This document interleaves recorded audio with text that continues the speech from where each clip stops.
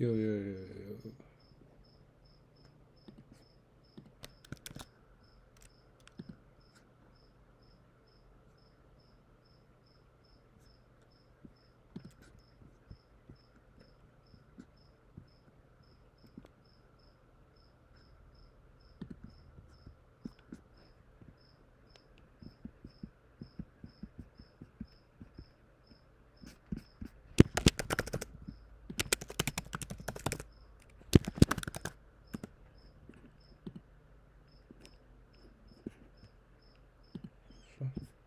Bro, what? What is this?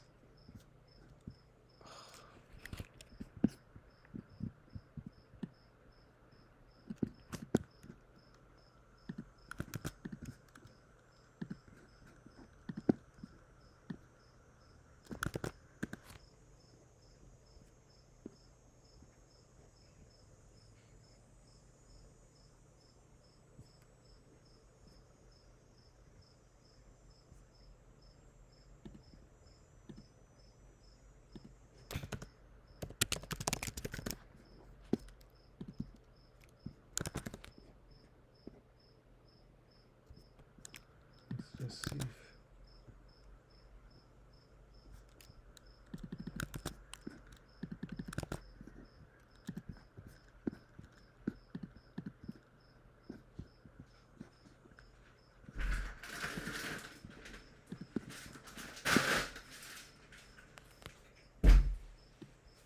Yeah, just so you know, I'm starting right now.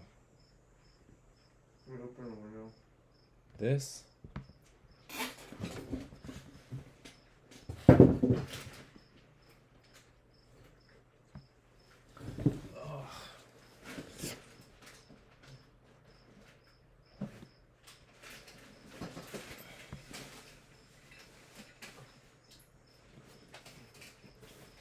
Today one of the girls at work was like,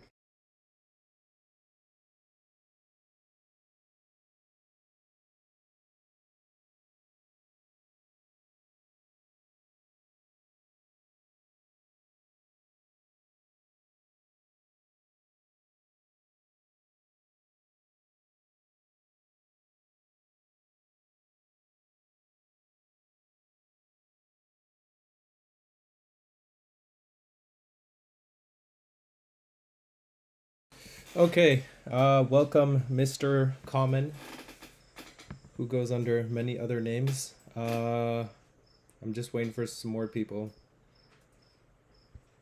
Okay, I'll turn this off. Okay, cool.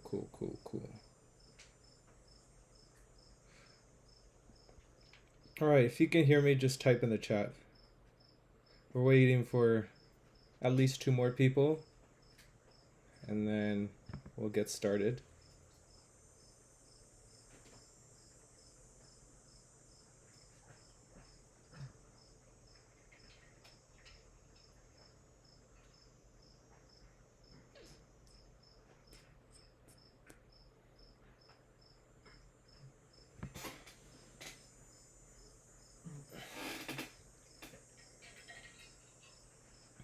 Can you hear me, by the way? Okay. Welcome, Historia Judaica. I feel like I should just make you moderator at this point.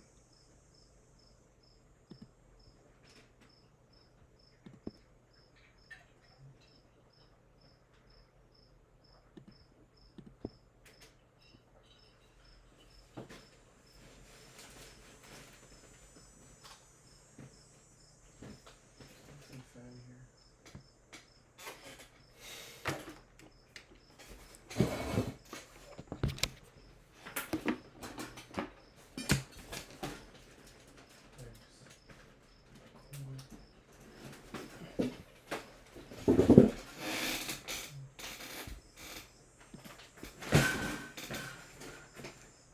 Alright, yo, can you guys hear me?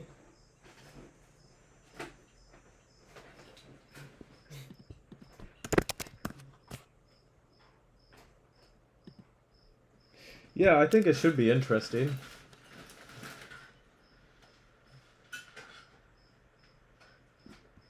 Oh, this is really far behind. There, that's better. Okay, cool. Get Julius. But I sent him the link, so it's up to him. I'll quit Discord now. Okay. So, folks, let me show you the list of countries, because there's a lot of them. So, just gonna make sure everything looks fine. Yeah, everything looks fine so far. Okay, so here we go. Oh, okay. So type in the chat. Ugh, I hate this. This site has way too many ads. Okay. So tell me in the chat if you can see all the different flags here, and then we'll start ranking them.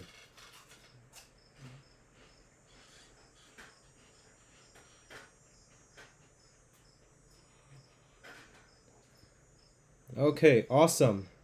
Okay, great. So, welcome everyone to my tier list of different countries' performances during the French Revolutionary and Napoleonic Wars. So, Kira, come on. My brother's just dropping the fan.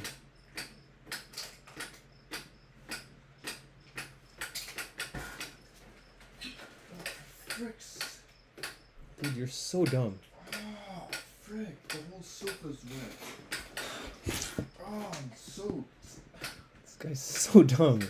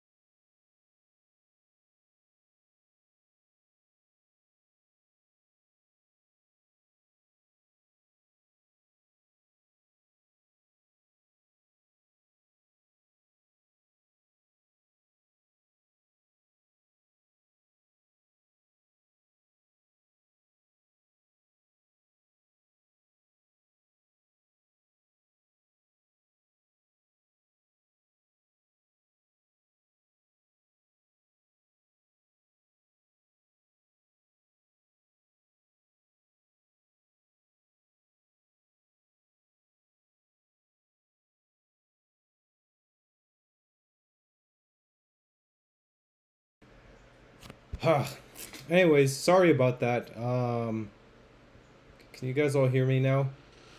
I hope I didn't lose everyone because of this.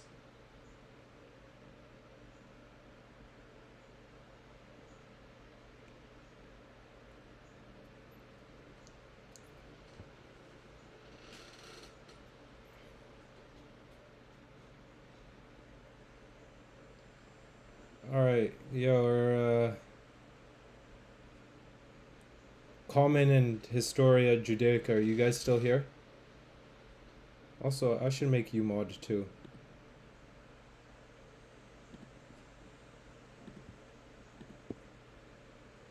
Yeah. Okay. Okay, yeah, thanks. So, I'm just gonna restart. Hopefully, no one is spilling water and asking for the fan to be moved. Okay, so let's get started. So, welcome everyone, and today I will be discussing, making a tier list discussing different countries' performances during the French Revolutionary and Napoleonic Wars. And so, as you can see here, we have a lot of countries to cover. This is more than I've ever done, more than like World War One or World War Two. But that's why it's going to be interesting. And so, let's get right into it.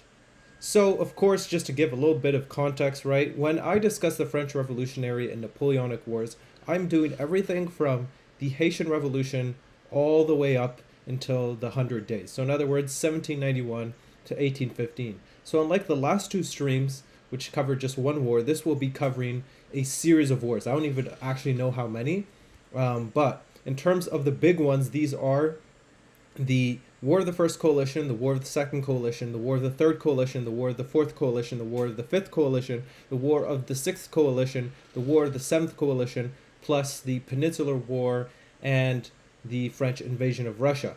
Those are the big wars, of course, but there are many others. There are side wars such as the Anglo-Swedish War, the War of 1812, like the First Serbian Uprising. There are a bunch of wars being covered here. So it's not just the coalition wars. These are also, other wars that all sort of meld in together, and so which can't really be extracted. So it will be quite a lot. So just before I get started, I'll quickly check the comments and then we can begin.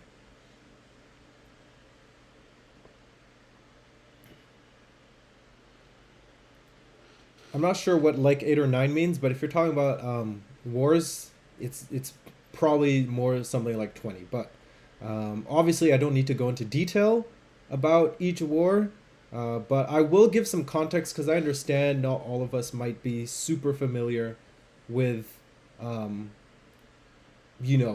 each war and what happened. So let's start off just briefly explaining each war and the overall summary. So, the War of the First Coalition, what happened? Well, as you guys probably all know, right, in 1789, the French Revolution began because there were a bunch of social problems, and the final straw basically was when the king decided there was a big enough crisis. King Louis XVI decided that there was a big enough crisis that it needed to convoke the Estates General, and basically people were annoyed because there were three groups that were equally represented: the nobility, the clergy, and the common people. So in other words, the first, second, and third estate. The problem is that the first and second estates were only like 5% of the population, but got 67% of the vote. And so the third estate decided to make their own assembly, and then it quickly spiraled out of control. Eventually, they stormed the Bastille, right, which was sort of a symbol of royal authority, and then they forced the king to become a constitutional monarch in 1791. And actually, the French Revolutionary Wars really started in 1792 when they forced the king to declare war on Austria to prove his loyalty to the French people. But then afterwards, he tried to escape to Austria, after which he was captured and later executed along with his wife Marie Antoinette. So that kind of was what triggered the War of the First Coalition. And then the War of the First Coalition was basically literally all of Europe ganged up on France to try to crush the revolution, and somehow France came on top. And I do say somehow, although in large part it was thanks to one general, Napoleon, who basically had an insane and brilliant Italian campaign, and he basically mainly crushed the Austrians in that. But it was also all the French people in general, because they were facing, invasions from the south through Spain, invasions from the east, southeast through Italy, invasions from the east through like Switzerland and the Holy Roman Empire, and then invasions through the north from Austria and the Netherlands, and then of course Britain was also at war with them, although they don't share a land border, as you know.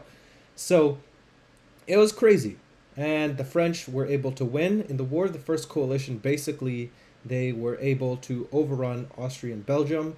Then they crushed the Dutch Republic, turned it into a vassal state.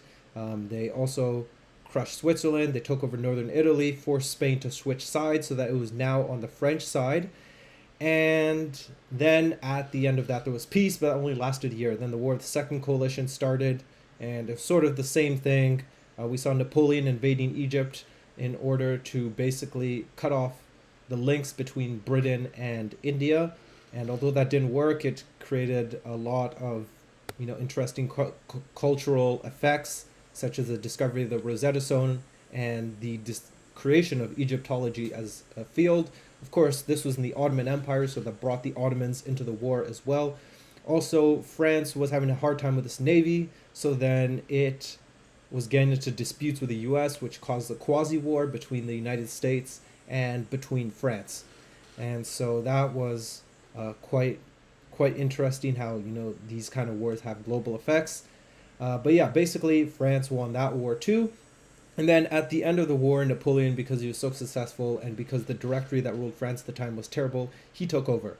And so that's considered the end of the French Revolutionary Wars, because the French Revolution ends in 1799, sorry. And then it is replaced with the Napoleonic Wars. So basically you get more coalitions. So during the War of the Third Coalition, it's like mainly Britain and Russia plus some allies going to war, and Austria as well.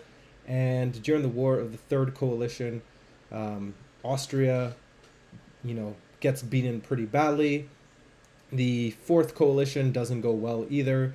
The French expand more, in the Holy Roman Empire, which they actually dissolve, and then they create the Confederation of the Rhine, which is loyal to the French. At one point, Prussia was actually seeing how much France was advancing, and so they declare war on France, which I believe is the War of the Fifth Coalition, although let me just double check. Let's do this. War of the Fifth Coalition. Oh no. So yeah, it was the War of the Fourth Coalition. So yeah, during the War of the Third Coalition, right, Austria gets destroyed, Holy Roman Empire gets destroyed, Prussia gets worried, they declare war on France, start the War of the Fourth Coalition, and then they get absolutely smashed by France, and so they lose like half their land. And so then we get to the War of the Fifth Coalition, which is when Austria tried to declare war, and they quickly got put back in place. And yeah, and then at that point, France is kind of on top of the world. They have, directly taken over like northern Italy, the left bank of the Rhine, or the west bank of the Rhine, I should say. They've taken over the Netherlands. They forced Spain into an alliance. Prussia and Austria are both very reluctant French allies. And the only main power opposing France at this point is the United Kingdom. And then what happens is that France is trying to defeat the United Kingdom by creating the continental system, which was where everyone in Europe would blockade the United Kingdom. But the problem is that there are two countries that don't want to do this. Well, sort of three. You have Portugal, you have the UK itself, of course, and you have Sweden. So Sweden is quickly dealt with. The Russians take Finland from them. But then Portugal is still not really compliant. So then basically Napoleon then invades Portugal, and he has a bunch of troops in Spain, of course, to invade Portugal. So he invades Portugal successfully, but then he uses the troops in Spain to try to take over Spain. The Spanish don't like this. This is the Peninsular War.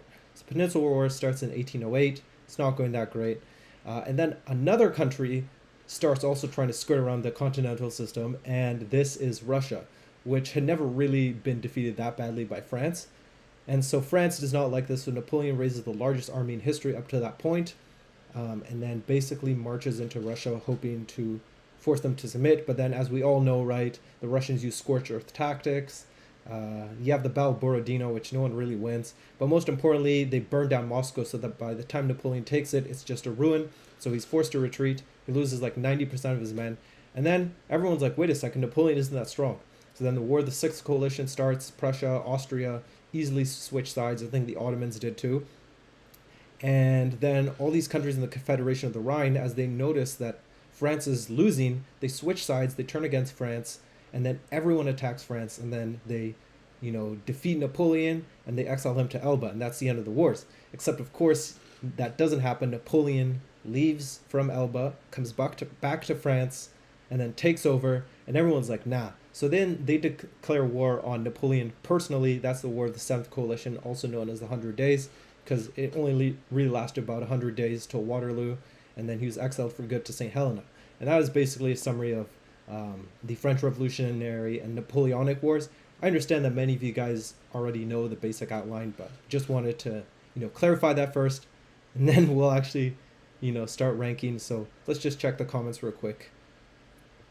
Yeah.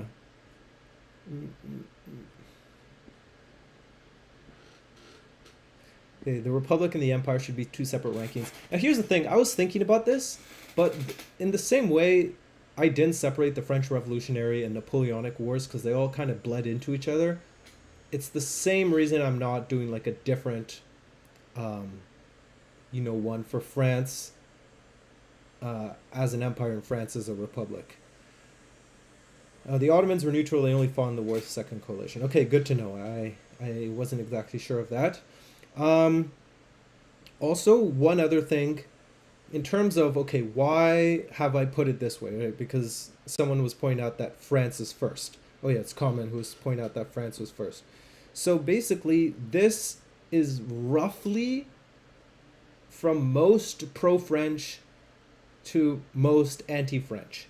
And I'll explain how this works. Basically, here we have France. Here we have basically the client states that stayed loyal to France for the most part or were just dissolved. Denmark kind of was like France's only real solid ally. Like they were on the French side pretty much for the entire wars. So yeah, these are kind of like more Confederation of the Rhine. Then once we get to this area over here, so starting with Spain and kind of going up until the US here, these are all countries that kind of fought both the British and the French. And so these sides, not necessarily were all opportunists, but, depending on the circumstance, they could either be on the coalition side or on the revolutionary side. And then over here, we have some countries that were really just fighting like one other country, and so they weren't really involved on one side or the other. Here we have countries that were basically just destroyed by the French, or were quickly knocked out, and so weren't that relevant. So this is kind of all this area. And then starting here, especially with Hanover and Prussia up until Britain, these are the countries that were most often fighting the French. And Britain was the only country that was fighting France the entire time without a break, although Sweden and Portugal pretty much were never on the French side. So that's basically the overview of why I arranged these countries as they are. And so we'll check the comments one last time and then we'll get started. Okay, so no one's saying anything in the comments. So for the comment sections, guys, here's a question. Oh shoot, I remember I actually restarted my computer, so I need to add more tiers here. So let's add a row below, add another row below. Okay, so this one's going to be F, this one's going to be irrelevant, so it's going to be just like my last streams. So I don't know why S would be. I'm going to make this one green because that's cool. Because S is good, right? So we want it to be green. Okay. Oh, I hate these ads, man. I really hate these ads. Okay, B. We're going to put them there. C. D. And F. And then for irrelevant, relevant, we are putting blue. All right, so in the meantime, let's... No, I don't like that shade. There we go. Okay, so guys, where do you think France should be? Let's see. France gets A tier. Okay. Seems pretty reasonable. Maybe you could add why France should get A tier. Also, I know maybe world builders and Historia Judaica might not have as much knowledge, but tell me where you guys think France should be. Just based on generally what you know. Okay, so Historia Judaica is saying France is overrated, and then World Builder is saying France is S tier. Okay, I'm curious to see why you think France is overrated. Okay, they fought against the entire world and almost won. That's a good point, actually. The French did fight against... Gooftards invaded Russia, and for that they got lower than A. Okay, wow. So we got like a B, an A, and an S. Okay. We'll just wait for comment to explain why France gets A tier, and then I'll tell you where I'm gonna put France.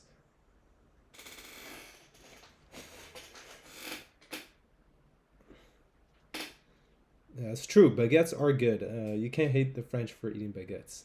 I mean, maybe we could hate them for the recent Olympics, but you know, not for the baguettes.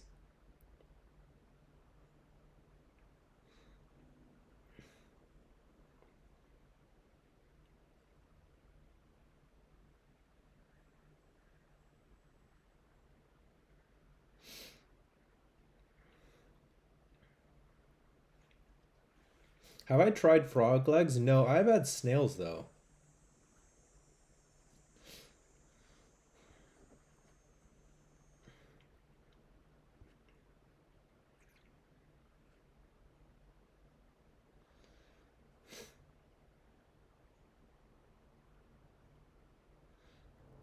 Am I behind? No, I'm not behind on the comments. I think there's just always a lag between um, me speaking versus me live.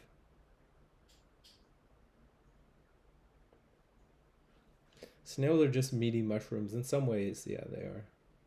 Okay, I don't know if comments typing, but I'm gonna start with the live stream.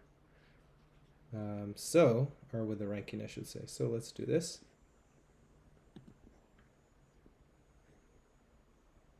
So we are, I don't know why I'm saying we, it's me. I am gonna put France in A tier. Let's see. Just kidding. I'm putting in S tier.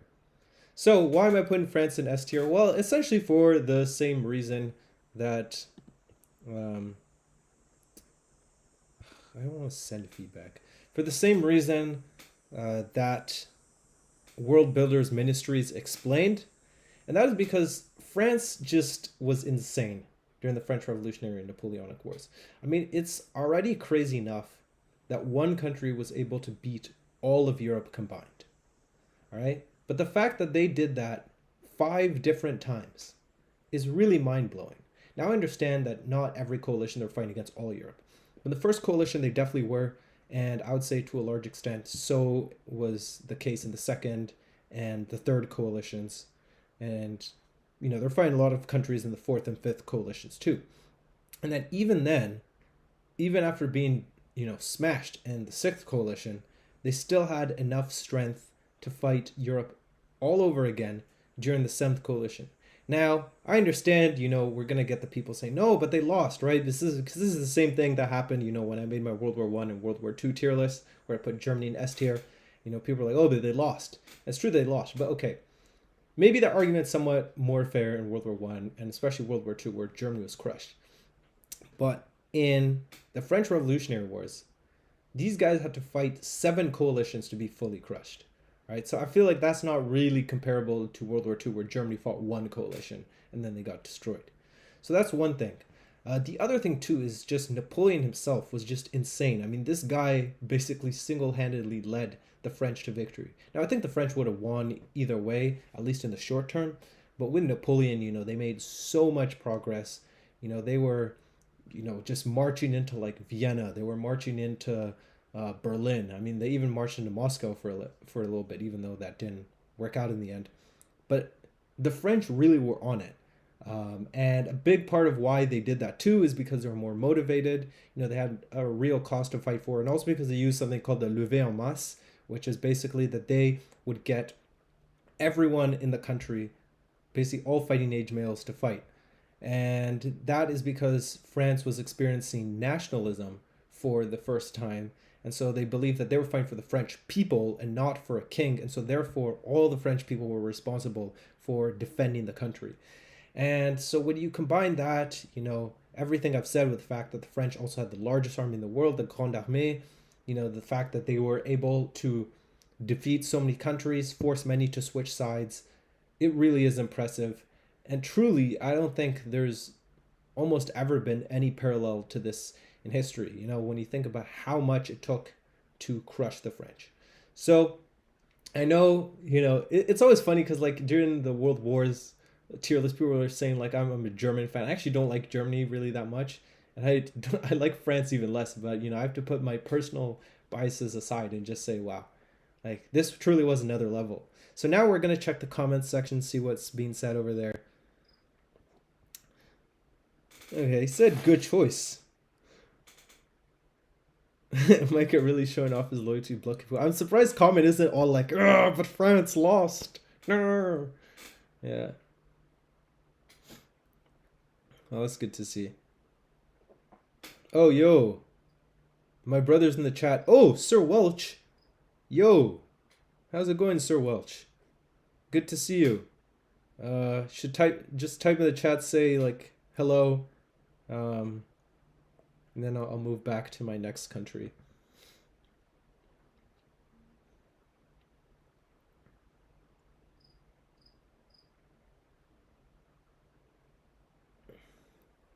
Okay, nice. French were cool, I'll give you that. Were, keyword. I mean, yeah. I mean, France, you see how they performed the World Wars, and you look at them now, it's like not even comparable. Okay, so now let's move on to our next country. Why is it so slow? Okay, does anyone know what this country is first? This one over here. Let's check the comments.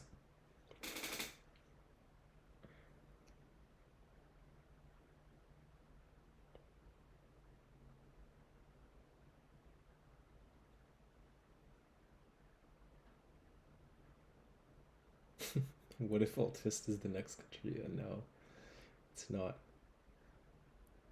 Oh, whoa.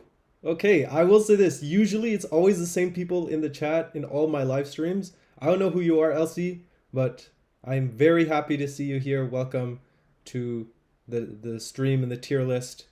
Good to see you. Okay, and yeah, and also she's right. I should have said that. Yeah. So this is you're basically correct. Technically, it's not Holland. It's the Batavian Republic. So he's like, that gets it irrelevant. Okay, I don't know. Does anyone else have opinions on the Batavian Republic before I explain, who they are and where I put them?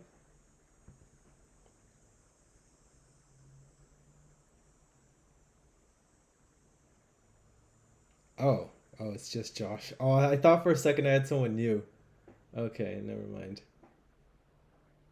Okay, but anyways, um, yes. Anyone have opinions on where the Batavian Republic should go, other than Mr. Common? And if you don't, just say no, so that I can like get to ranking it.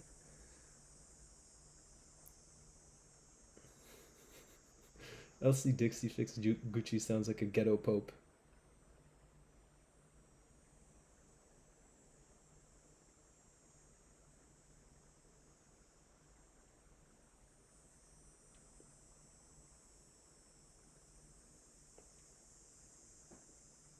No clue. All right, cool. So this is the Batavian Republic. So essentially what happened is in 1795, France conquers the Dutch Republic. And so they wanted to make a revolutionary sister republic. And so the Batavian Republic was the first sister republic of France. and it was, well, just the replacement of the Dutch Republic.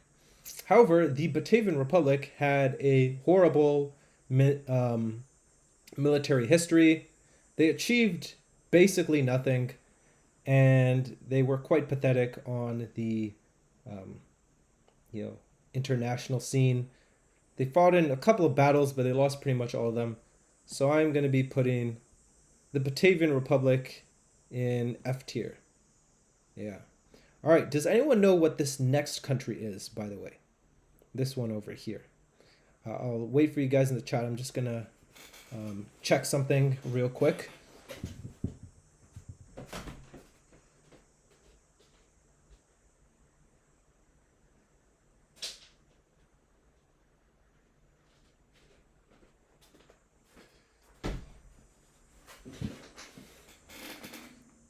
Okay, Common knows, yes, it's Genoa. So it's not actually technically Genoa. Again, this is the Ligurian Republic, but yes, it was the French sister republic that was set up in Genoa. So pretty much is the same thing.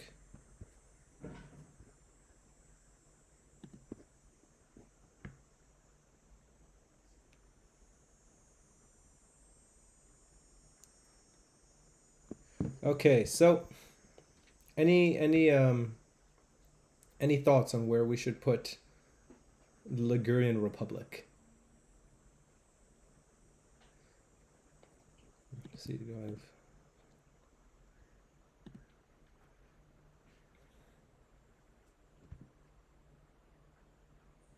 And again, guys, if you have no thoughts, just write no, because there are a lot of small countries here. F tier. Okay, interesting. Yeah, F tier. I mean, I'll be honest. I would put Ligurian Republic F tier. I'm just gonna put irrelevant though. I feel like the Ligurian Republic contributed nothing. Um, okay, next there's this one. If you guys have a keen eye, you'll actually be able to read. Um, you'll be able to read what country this is.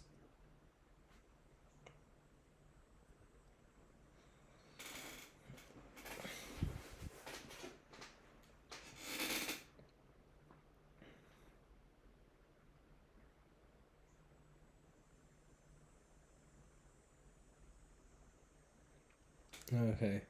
Well, yeah, I can understand why it would be too blurry, but um, yeah. Does anyone know what country this one is? The green, red, and yellow?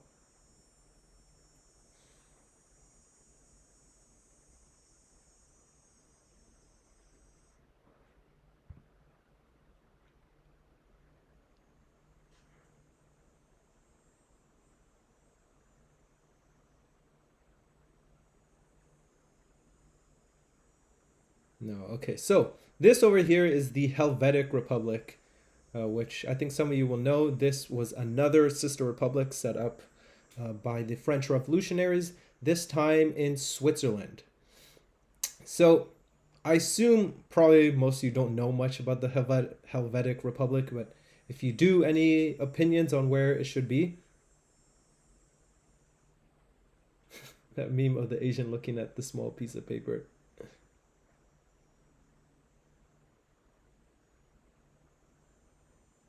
Yeah, irrelevant. Okay, yeah, I agree. We're gonna put Helvetic Republic in irrelevant. Um, I'd be very surprised if anyone knows this next one, but we'll just check in the chat to see if anyone knows what country this is. Got trashed by Austria. Yeah, pretty much. The Helvetic Republic didn't last very long. Let's just put it that way.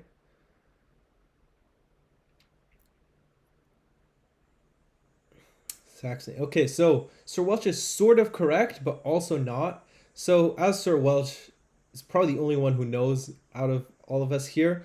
Um, Basically, there were a lot of Saxon countries within the Holy Roman Empire. So there is a Saxony that is later on in this list, but there are a bunch of other Saxonies. Now, because of the Holy Roman Empire and how freaking complicated it is, I have actually put only HRE countries on my desktop so I can remember which flag belongs to who, because otherwise I would not remember. So we'll go to my desktop now. And this is the flag of Saxe-Gotha-Altenburg. So I think you guys can guess where I'm going to put it, but I don't know if anyone has any strong thoughts on Saxe-Gotha-Altenburg.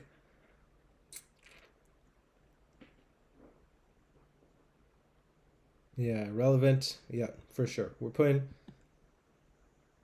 Yeah. All right, here is another country. If you look closely, you'll see the same symbol here. Maybe Sir Welch knows which one this is. It's also a Saxon country.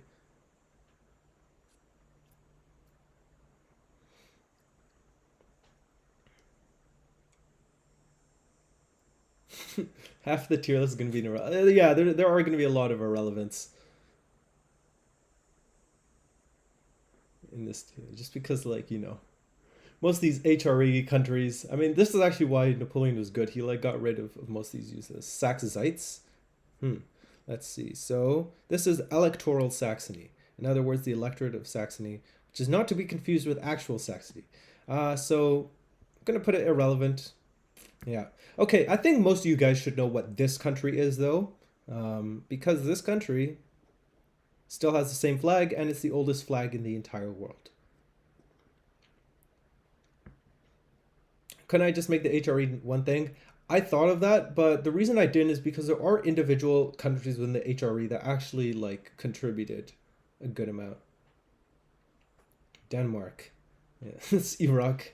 Yeah, okay, so does anyone have any opinions on where Denmark should be in our tier list?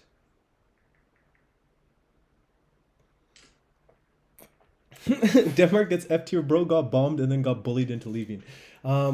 You're partially correct. So that is how Denmark entered the Napoleonic Wars, I want to say. I think it was the Third Coalition. It's basically Scandinavia had this period known as the English Wars, during which the British came in and basically were trying to force the Scandinavians from stopping their trade with the French. So Horatio Nelson famously bombarded Copenhagen, and then this is what brought the Danes on the French side. And again, you'll notice Denmark was one of the earlier countries because they were a staunch French ally. But Denmark got absolutely wrecked. They performed terribly in basically all their battles. And when I say Denmark, I mean Denmark-Norway. But by the end of the Napoleonic Wars, it was just Denmark, because Denmark lost Norway to Sweden after the War of the Sixth Coalition. And so I would say, based on that alone, along with the fact that the Danes, achieved pretty much nothing and were terribly weak, means Denmark F tier. All right, does anyone know this country? I'd be super surprised if anyone knew what this one was. Me and the boys going to Copenhagen to make Denmark coat. F tier got trashed by Britain. Danish food is disgusting. Yo, like, oh wow, this is crazy. This guy might know. Someone's saying Hesse, Poland Republic. All right, and we've checked. It is Hesse.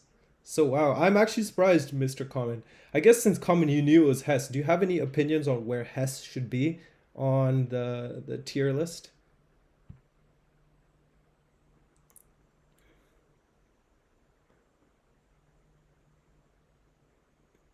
Denmark deserves the lowest tier. Irrelevant. Okay. Uh, Hesse Darmstadt. Oh wow. Mr. Welch, yo, he's out here correcting even me. It's actually Hesse Darmstadt. My bad, guys.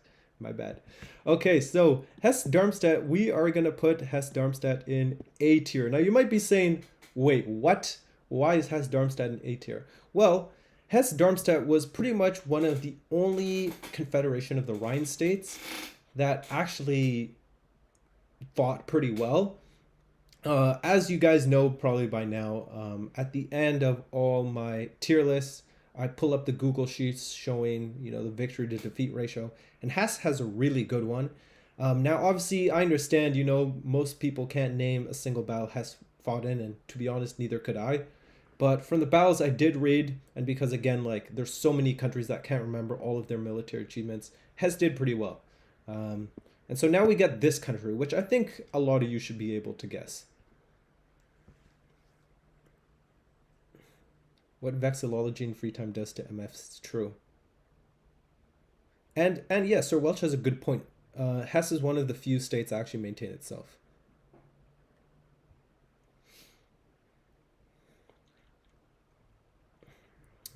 Georgia the state. Yeah, it's not Georgia. It's not Missouri. I mean, guys, look at it. You can tell just from the color scheme what country this is. Is that Burgundy? I hate how there's this heart thing in the way. Italy. Yeah, there we go. Yeah, so it's Italy.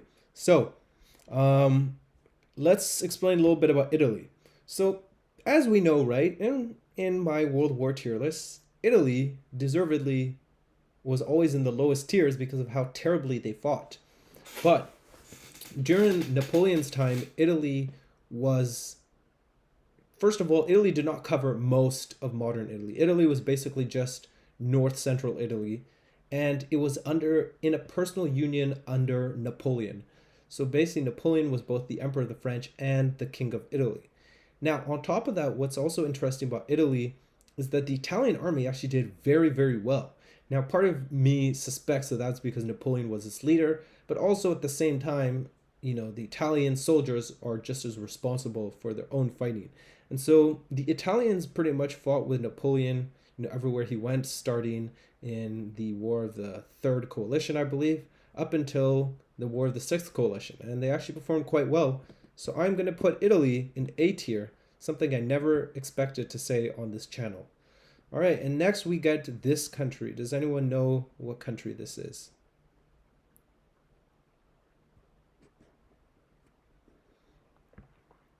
Italian army, good?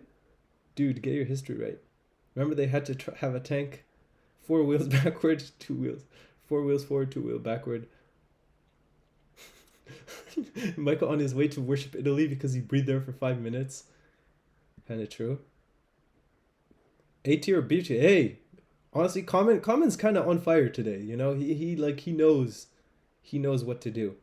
So yeah, Etruria. Also irrelevant. Is this Etruria? Did I get the wrong flag? No. I think this is not. This is Naples. Let's check Etruria. Oh my gosh, disambiguation.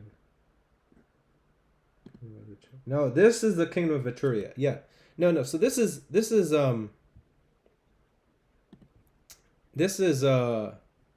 Naples, guys. Does anyone have any opinions on where Naples should be?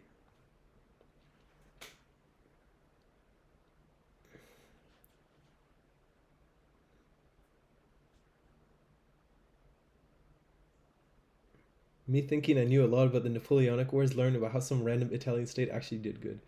Okay, S tier. Wow. Why S tier for Naples? Naples was ruled by one of Napoleon's marshals. Yes, it was Joachim Murat, or Gioacchino Murat, who ruled Naples. See, that's cool when you know both French and Italian. Terrible. Naples did overall bad. B tier. They invented kunafi. It's an Italian dish. Okay, so we got a lot of different things. We got an S tier, we got a B tier, and we got a terrible. Okay, well, I am going to be siding with Mr. Elsie. I am going to put Naples in F tier.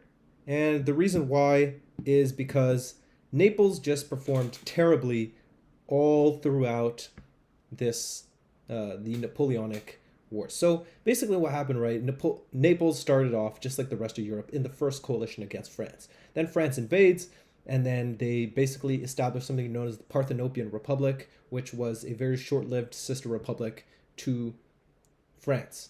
Okay, then what happens is then the coalition invades, they reinstall the monarchy, they become a monarchy again. Then the French come back in, force Naples to become their ally, and then they eventually put Joachim Murat on the throne.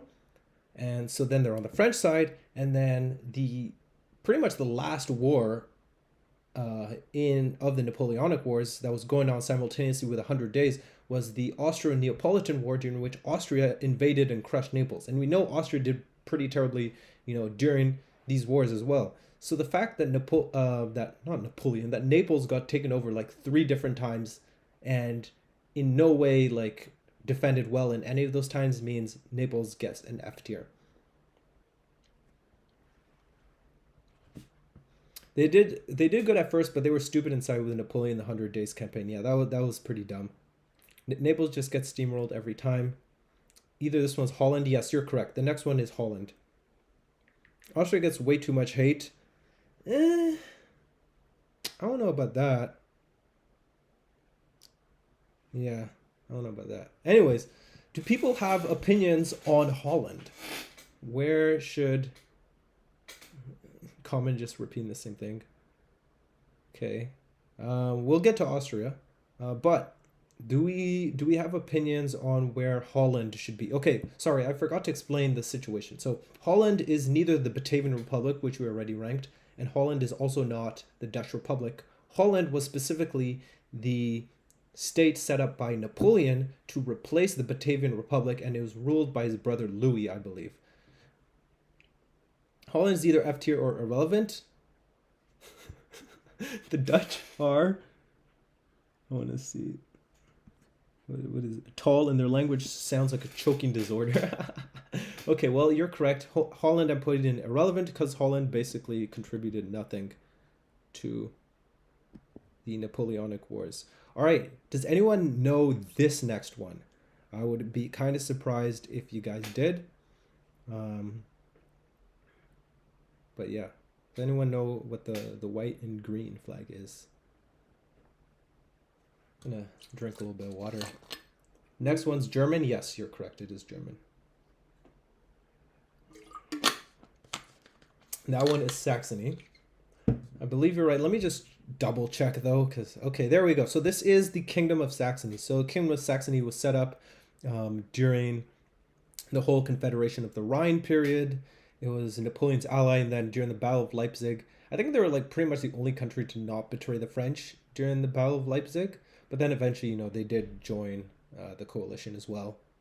Anyone have opinions on where Saxony should go?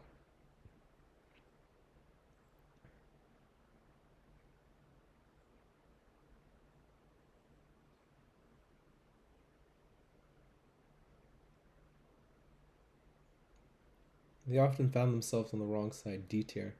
All right. I'm going to put Saxony C tier. Like, they did all right. They weren't great, though. So, yeah, they're pretty meh putting them C tier. All right, next. Does anyone know this one? This one, a few more people might know which one this is.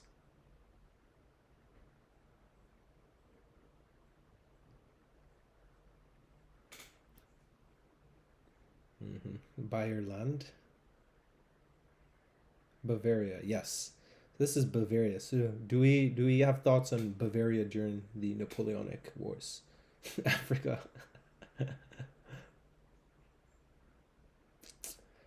Close. Westphalia had a similar...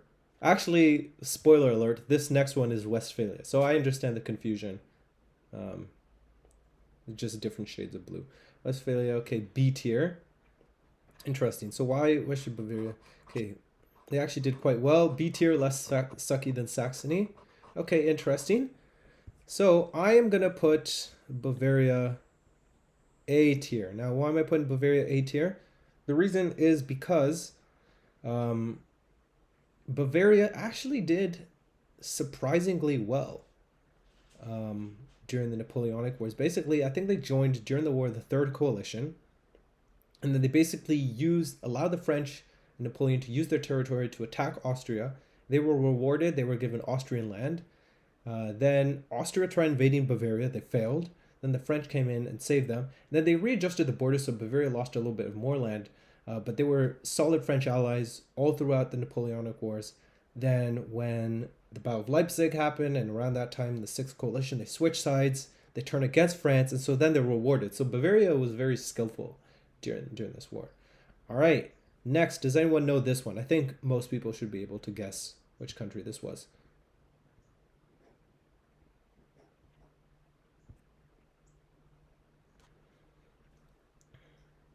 They were very smart. Turn on Napoleon at the right time. Yeah. All right, Poland. All right, so it is Poland, but that's not the official name of the country. Polska nie zginęła. Polska, I love Polska. Yeah, least hard Polish phrase to understand. Okay, Grand Duchy Poland. That's getting closer, but does anyone know the official hint? It was not actually called Poland technically. It's the capital. Dutch. Okay, it's the Duchy of Warsaw. Yes. So this is the Duchy of Warsaw. Does anyone have opinions on the Duchy of Warsaw?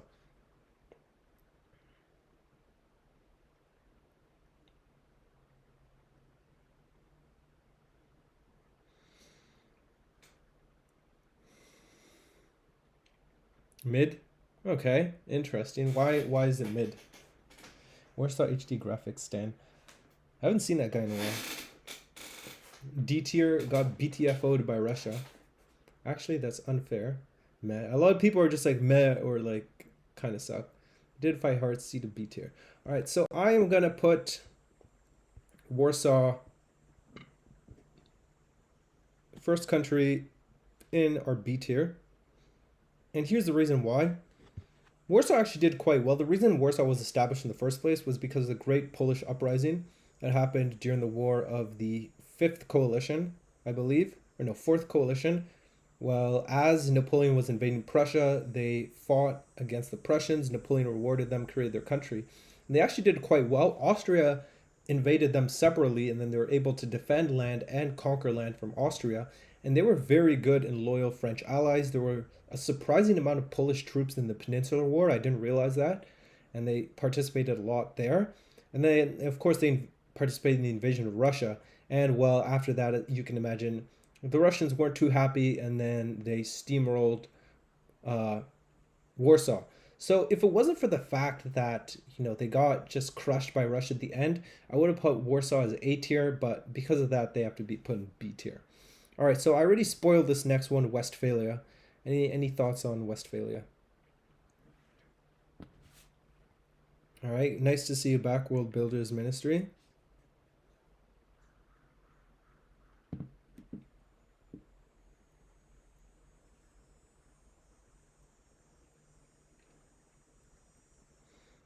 Westphalia gets irrelevant. F tier, because it failed. I'm going to put Westphalia C tier. Westphalia is very similar to Saxony. Like, they did fairly well. They were, decently reliable member of the Confederation of the Rhine, but they weren't crazy or anything, so yeah. Next, we have this country. I'd be very surprised if anyone knows this.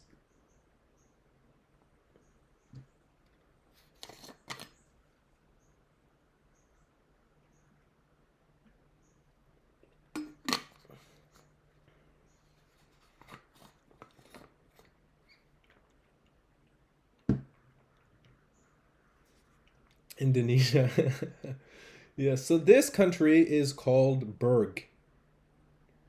Any thoughts on Berg, guys? Does anyone have any opinions on Berg's impact on the war? I think you guys can already tell from my tone where Berg's gonna end up. Monaco. Okay, this is a good guess actually. Yeah, so Berg, irrelevant. No one knows what Berg did, right? Okay, next we have this country. I think every single person should be able to recognize it. And it's a country that also played a very important role during the war. So I am interested to see what we think of this country.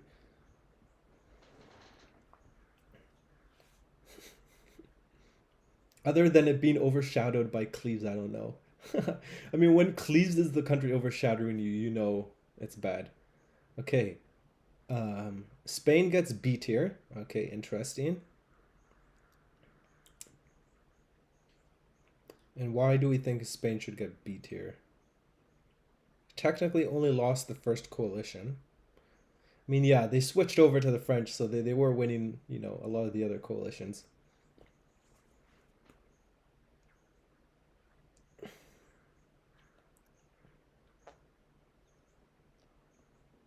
They suck at football. Yeah, so I'll just wait for the last comment on Spain and then I'll add where I think it should be. B tier. Okay, so here's the thing. Let's look at what Spain did, right? So Spain joined the first coalition against France and then they lost pretty badly. So then they switched sides, right? So not the best start. And then, they joined the war of the second coalition and then the war of the third coalition too. And so in the war of the third coalition, they're fighting against the British. And basically Napoleon decides to request to use their fleet to invade Britain once and for all. And so, they're sort of assembling there at Trafalgar. And as we all know, right, Nelson just destroys the Franco-Spanish fleet at Trafalgar, right? So it's not a good look either, right? So they're getting destroyed at Trafalgar. They get destroyed in the War of the First Coalition. But then, as I explained right at the beginning of the video, something interesting happens where Napoleon basically occupies Spain, and he basically, set up the king of Spain and his son, took them as hostages, and then installed his brother Joseph as a king. And the Spanish were having none of that. So the Spanish were like, nah, we're not accepting this. So in 1808, they basically joined the Peninsular War along with their Portuguese brothers and resist French rule. Now, up until now, I would give the Spanish C tier. But because the Spanish actually were able to resist very well against Napoleon and his troops, it was the first time that I would say Napoleon suffered any real significant defeats. And also because the Spanish didn't just capitulate, but they kept resisting all the way until 1814, I'm going to put Spain as B tier for that. All right, next there's this country. Anyone have any opinions on it? Okay. Only country beside Russia they could not properly subdue. Yeah, I agree.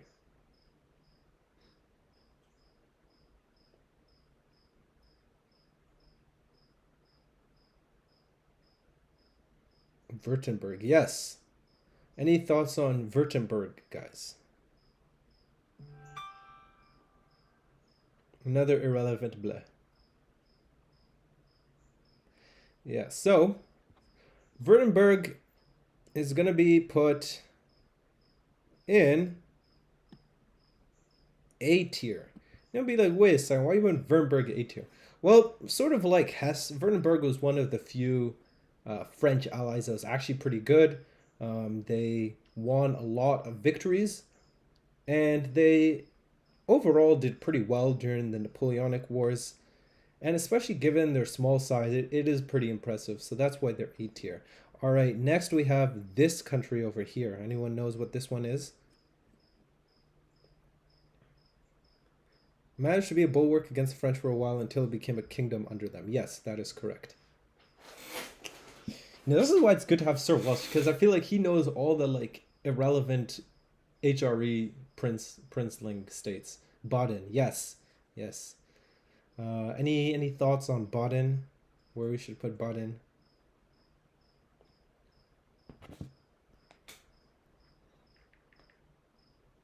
Sorry, I'm just getting emails, guys. Don't worry about it.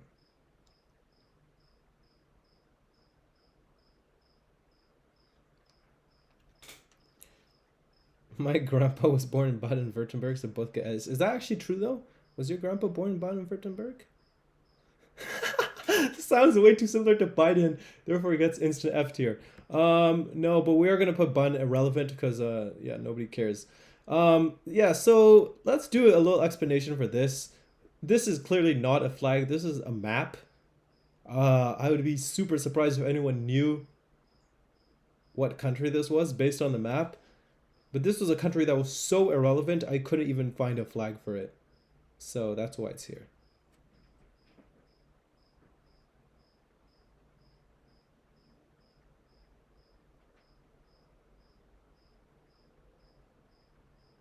Let's see if anyone has any comments on that. Put it in irrelevant, yes. So we are putting it in irrelevant. But just so we know what country this actually is, though, I'm going to check real quick. This is Saxe-Coburg-Saalfeld, which I'm sure you guys all know the detailed history of Saxe-Coburg-Saalfeld.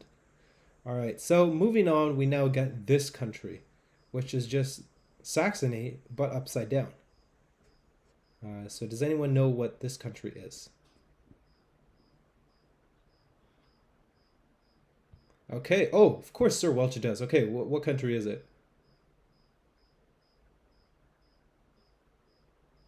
This is actually crazy. This guy knows. Hungary. Yeah, Hungary is part of Austria. We do have Iran, by the way.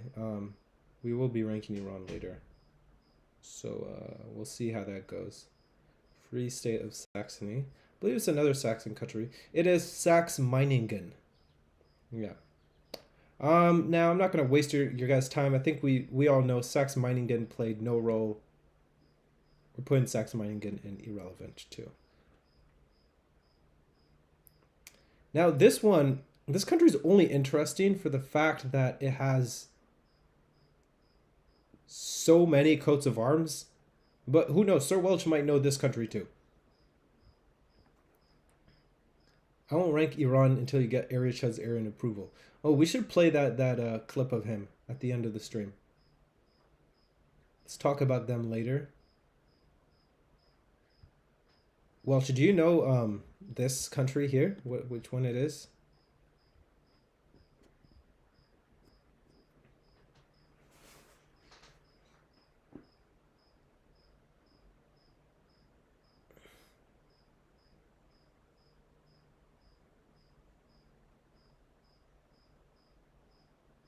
All right, so I assume not. So we're gonna move on.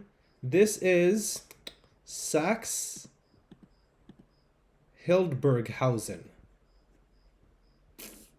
Wonder if we have thoughts on Saxe Hildburghausen. Bro didn't have enough coat of arms. Yeah. Say this to Area Chud just to F with him. Bro didn't have enough coat of arms. Yeah. Iran is a part of Mexico.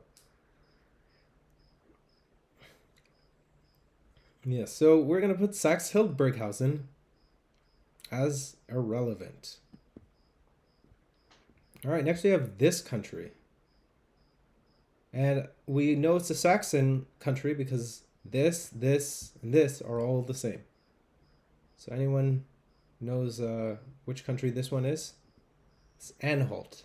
Yes. Anhalt is indeed that country. Any thoughts on where we should put Anhalt?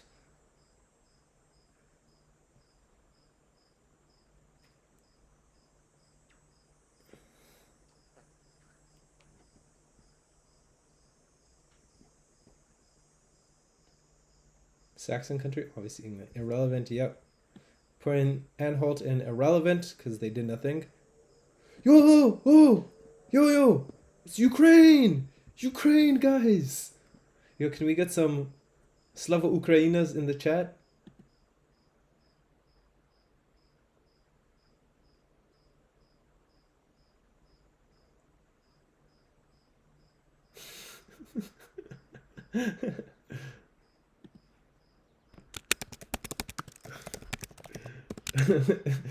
Yeah, so Sir Welsh has the actual answer, which is that's the Grand Duchy of Mecklenburg-Strelitz. Yo, people popping off in the chat. Yeah, obviously it's not Ukraine, it's Mecklenburg. Do I care about Mecklenburg? No. So no, it's not that I don't care. They did nothing. So Mecklenburg, Schwerin, also going to relevant. Okay, guys, now finally we get to an interesting country. We've done a lot of these useless HRE countries. So Ottomans, guys. What do we think about the Ottomans and how they performed during the Napoleonic and French Revolutionary Wars? Ottomans get D tier. Okay, interesting. Any other opinion, guys, on where we should put Ottomans?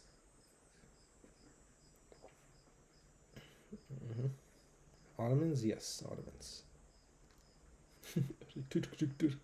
Got their butt kicked by the French, Russians, and Serbs. L. Okay, so I will put the Ottomans as our first D tier country.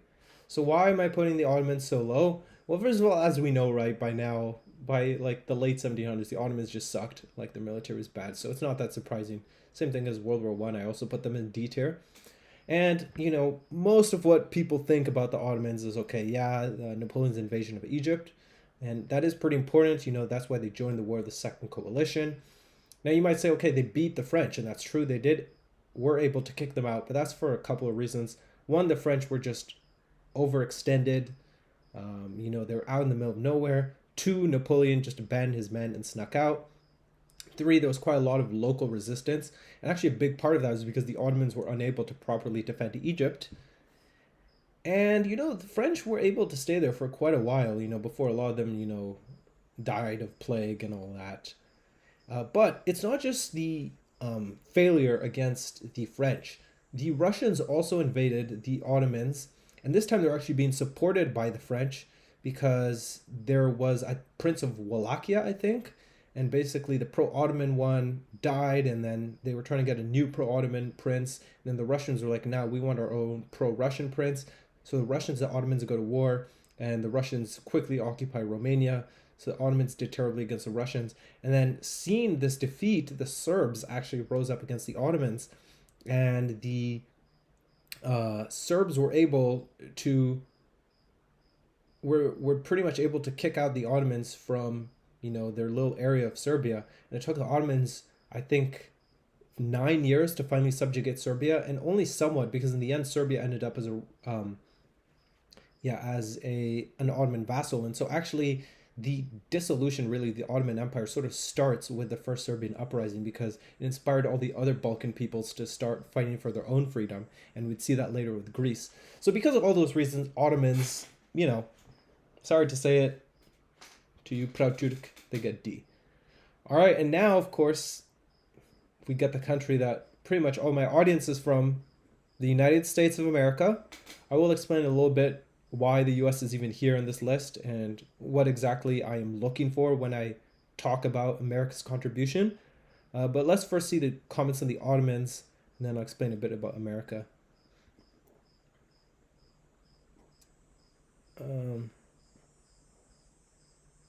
Beat the French with British help. What are your thoughts on the election controversy between Erdogan and Ridvan Aydemir? I have no idea. Okay, so America gets C or D tier. Just curious why. In the meantime, while you type your answer, I'm going to talk about America. So basically, with America, we're talking about two wars here: the Quasi-War, which was a war, and then we're talking about the War of 1812. So that's really mainly what I'm basing this tier list ranking off of, the War of 1812. Now, as Americans, and then also me as a Canadian, I'm not going to go into that war. I think you guys all know what it is. You can check out my History of Canada video in case you don't know. And the Quasi-War, perhaps you're a bit less familiar with it. It's basically, again, there was a bunch of trade disputes, and the French wanted the Americans to pay back their debt, and then the Americans were like, no, you're not a kingdom anymore, so we don't owe you debt. So there's a small naval war between the Americans and the French over that. So, yeah, let's just see what you guys think of where America should be. America gets F tier, can't even conquer F in Canada. America can't F. Okay, so we got C tier, D tier. Okay, so mid.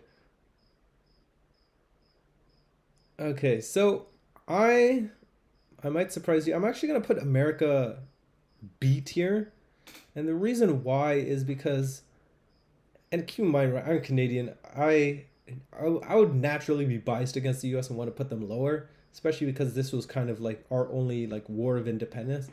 But objectively, America didn't do that bad in the War of 1812. They were able to preserve their territory. They were able to achieve their goal, which was to get the British to stop impressing their sailors, and not in the sense of like, oh, I'm impressive. You know what it means, like basically kidnapping sailors. And the American Navy did surprisingly well. I think the U.S. won more battles than they lost during the. They won more battles than they lost during the War of 1812. But the reason I could not put America as A tier was because they were trying to conquer Canada and completely failed. Now, on one hand, conquering Canada wasn't too hard. On the other hand, though, this was, the United Kingdom, which was the most powerful country in the world other than France at the time. And the fact that they still couldn't conquer Canada, even when Britain was completely focused on beating the French, does say a lot. That's why I put American B tier, and honestly, I would say low B tier. They might even, they're close to C tier.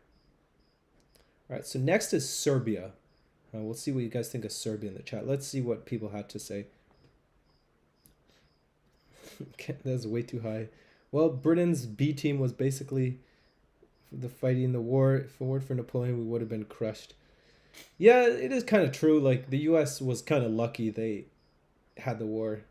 Okay, high A or B tier for Serbia. Serbia gets shit tier. Oh, wow. Because that country is a rightful part of Bosnia. Yo, I'm telling you guys, I always have issues with the Serbs. Like, even on demography, I was getting into some argument with the Serbs. I don't want to offend the Serbian people. Kind of Georgia was the only person who could keep it afloat. Okay, so let's explain a little bit. So I explained already a little bit with the Ottomans, but basically what happened was that during the Russo-Ottoman War, the Serbs rose up in rebellion, and this was known as the First Serbian Uprising. And as I said, it took the Ottomans, I think, like 9 years to crush them, and even after that, they only somewhat succeeded. So already, you can imagine, I'm putting revolutionary Serbia higher. But when you look at the amount of battles the Serbians won too, it's crazy. Like, the Serbians basically won almost every battle, and then it was only at the very end when the tide was turning and everyone was distracted fighting the French that the Ottomans were able to reconquer Serbia. And they were led by this guy called Karađorđe, and if it wasn't for the fact that he was a bit too power hungry and people were having, inner factions and fighting amongst each other, Serbs would have done better. So the Serbs would have gotten S tier, but because they lost, they get A tier. But still pretty good, I have to say. So there we go. There's a little A tier. All right, next we have Iran. So we'll see what you guys think of Iran. If you don't know too much, I'll explain a bit of the context. I don't know about arguing with them. World Builders Ministries try not to have a schizo response. Actually, it's true. Inshallah. What do we think of Iran and their role?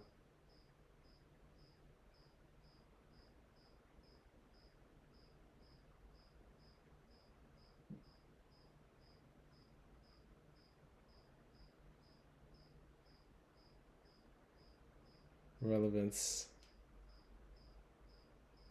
I don't know if he meant to say irrelevant. Basically, what happened with Iran was that Russia went to war with Iran, and this was actually the war because they were arguing about like who controlled like Georgia, I believe. So they went to war over it, and then Russia decisively won, and that's how they ended up having that border with Iran, where Russia controlled all of the Caucasus, including Georgia, Armenia, Azerbaijan. So yeah, we are going to be putting Iran, irrelevant tier. I would put them F tier, but they did so little, it kind of doesn't matter. All right, next we have this country. I think some of you will recognize which one it is. What country are we talking about? We're moving on now to the next country. It starts with an M. Russia went to war with Iran. Yeah. Russia went to war with Iran many times.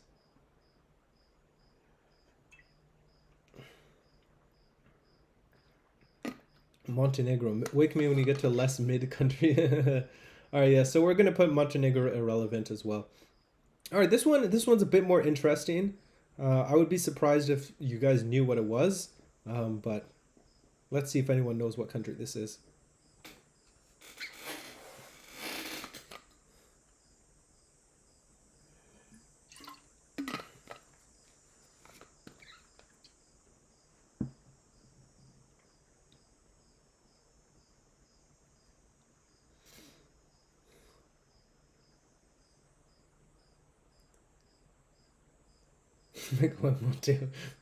Montenegro. Yeah, it comes from Venetians actually, which means Black Mountain. Although I know you're trolling, of course. Remember the time when Oversimplified completely botched pronouncing and basically said Montenegro? I don't know. I mean, I watched all his videos, but it was so long. Oh, Montenegro. Oh, he probably said Montenegro. Oh, well, that sounds like something the American would say. Okay, Yeah, but we're talking about this country over here. We're done with Montenegro. We put them on irrelevant. Does anyone know what country this is? I feel like Sir Welch would know, although I don't know if he's still in the chat. No, he probably left because there are only still four. It'd be you, you. Oh no, actually he might still be here. Maybe Judaica left for a bit.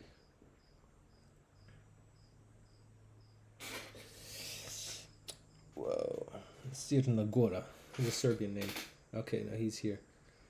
All right, well, I'm going to tell you what it is. So this country is Norway. Does anyone know what Norway did during the Napoleonic Wars? Norway specifically was only involved in one war against Denmark, and that's actually why they had like the similar to the Danish flag, because like they're breaking off from Denmark, but they sort of kept a lot of similarities. Same way that like the USA's blue, red, and white is based on the blue, red, and white of the British. You're effing with a Norwegian friend. Didn't know you like that, but okay.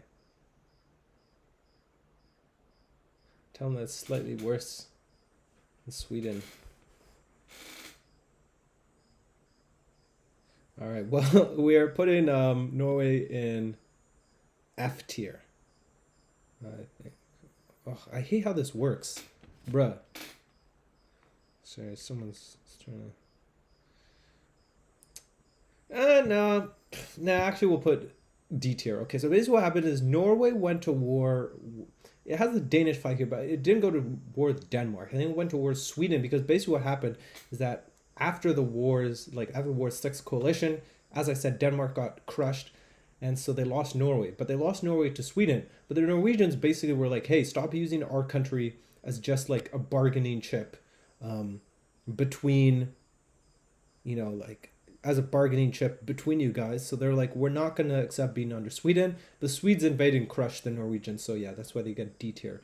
All right, next we have this country. I mean, I think you guys already know where I'll put it, so I won't ask you where I should put it. But does anyone know what country this is? The eagle. The tier list did not allow. Yeah, the tier list knew, guys. The tier list knew. I feel like Sir Welch is probably typing right now. He's like, yes, I know this country. It's like ruled by the Sitzenbergs from like March 11th, 1236 to May 8th, 1806. Aachen. It's Piedmont, actually. Yeah. It's Piedmont, which is right next to France. And basically, the history of Piedmont is this during the wars. Basically, during the War of the First Coalition, Piedmont joined the First Coalition. They were right next to France. They were the first country taken over. I don't know if it was Napoleon at that time or not, but they just got crushed. That was the Kingdom of Sardinia. And then basically the French set up a sister republic known as Piedmont, I believe, the Piedmontese Republic. But they did nothing, so irrelevant tier. Another one. We got this country, which I think is kind of cool. It has the little wheel thing. Don't know if you guys know this country. I know there's like a bunch of stupid, like irrelevant countries, but we're getting close. We're getting close to the end. Yeah, Aachen. It's Mainz. Yeah. So, to no one's surprise, Mainz also kind of did nothing. And so we're putting Mainz in irrelevant tier. Okay, this one. This one's a bit more interesting. Does anyone know what country this is?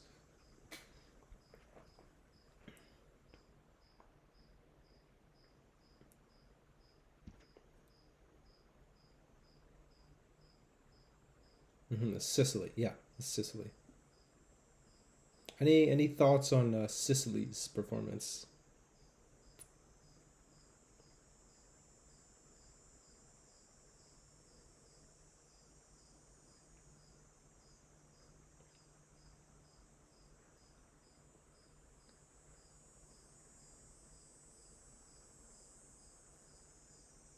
All right.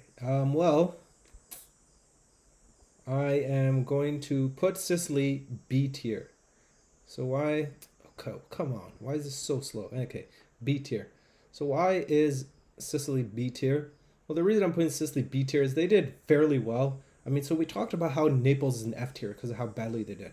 Well, the reason that the coalition was even able to retake Naples at all was specifically because they would base their invasions in Sicily. And so there were two invasions coming out of Sicily to Naples. So the fact that the Neapolitans were never able to defend from the Sicilians and their allies already means the Sicilians weren't too bad. And the Sicilians never got taken over by the French, which was also a boost, especially given that they took over Naples. But they weren't particularly good either, so that's why I'm giving them B. Like, more good than bad, but meh. All right. Now we get to this country over here.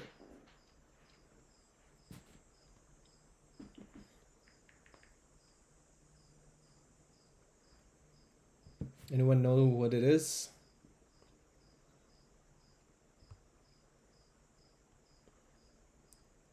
Luxembourg? No, but you're very close. It's right next to Luxembourg, or at least was at one point.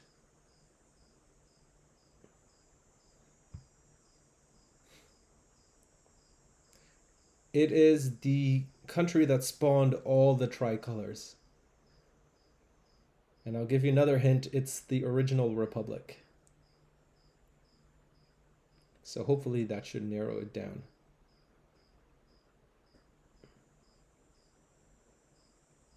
Abkhazia.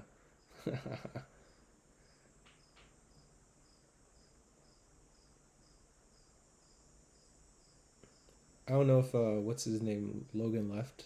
No, I think he's still here.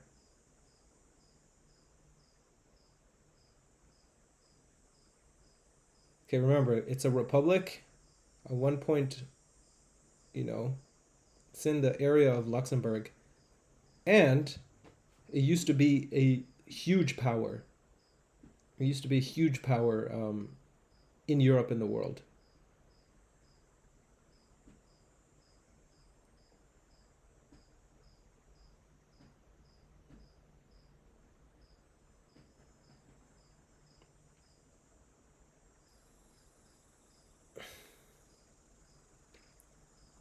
Yo, this is kind of crazy. I mean, we're out here like recognizing freaking like Saxe Meiningen. The guys, the Dutch Republic. So where am well actually before I say where I put the Dutch Republic, does anyone have thoughts on where the Dutch Republic should go?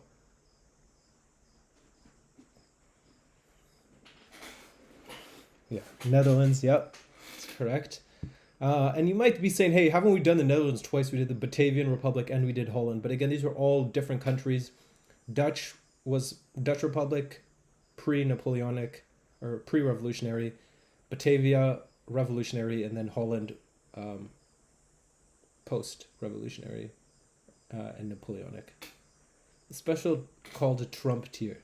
The Trump tier. The Trump tier is the best tier, better than S.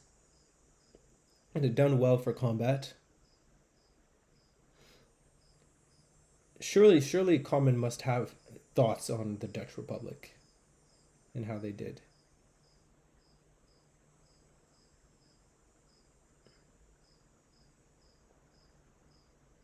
Oh, Trump tier because they're orange. Oh, it actually makes sense. It's kind of smart. I don't really know. Fair enough.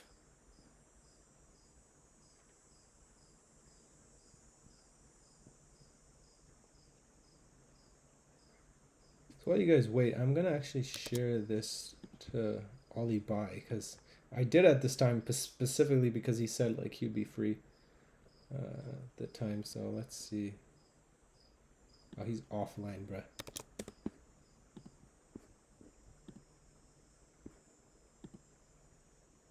KS mapping, cool. Okay, so Dutch Republic, we are gonna put them D tier. So the Dutch Republic actually won a good amount of battles, especially overseas. So we're talking about Indonesia and naval battles. But at the same time, the Dutch Republic just got completely overrun by the French and then just got destroyed. This is the reason the Dutch aren't a republic anymore. And so because of that, they get D tier. This one's interesting. At first, you might not guess it correctly, but maybe you guys do know which one this is. Racism to Dutch people, Belgians and Frisians are better.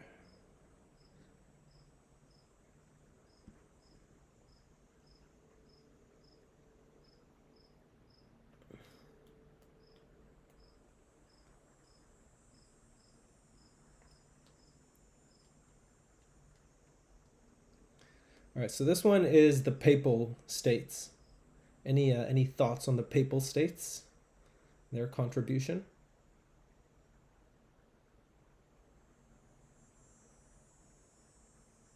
Generally fine people. Yeah, I agree. Dutch people are fine. I wouldn't say they're necessarily super nice or rude or anything. They're just kind of normal.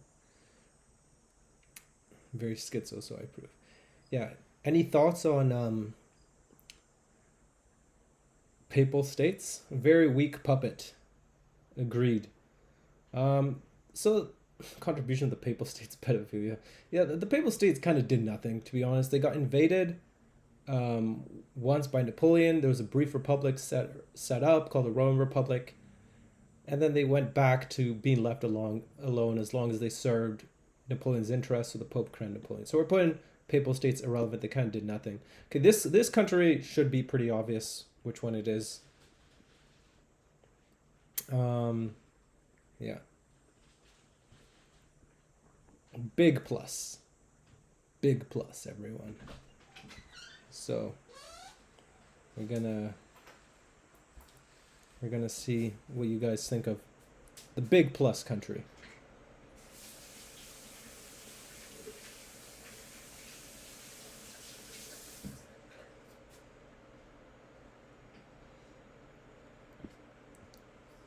Any ideas, guys?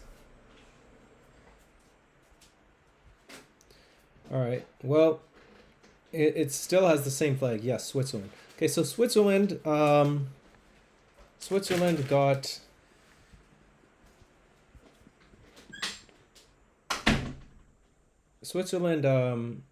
got invaded by the French, just like the Papal States, and then they set up a republic. Right, that's the Helvetic Republic. And they didn't really do that much. They also get irrelevant. Okay, next we have this one. This one looks very similar to the Danish flag, but you can see it's more in the middle. So I'd be curious to see if anyone knows what flag this is. I don't really know the most. No, that's fair. I mean, this is like the furthest back in history we've gone, and we have so many like irrelevant HRE states.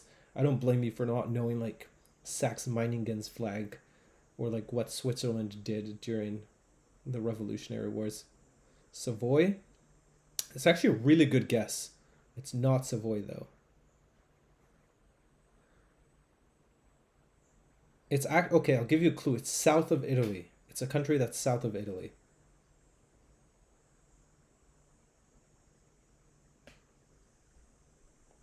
So it should be pretty.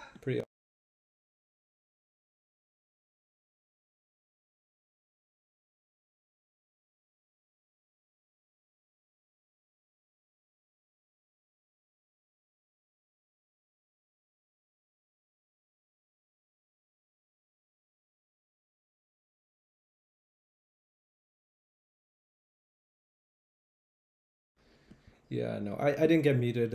My mom was calling. Yeah, so this is Malta. The nice hospitaller ran that country. They also got invaded, taken over by the French, and then later the British took it, which is why Malta became a British colony. So yeah, it is one of the few examples of a European country that was explicitly a colony. But yeah, they did almost nothing. Next is this one. This is actually probably the coolest flag out of all the ones that I've seen so far. Don't know if anyone knows which flag this is.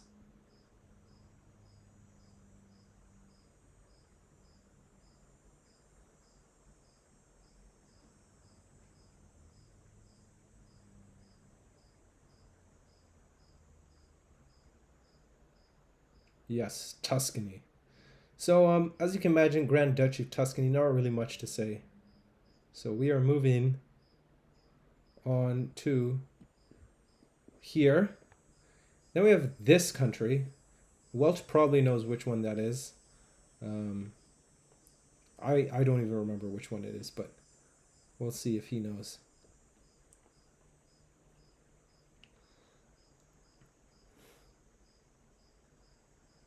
Love the base medieval flags. Yeah, a lot of the medieval flags are pretty cool, I have to say. You know?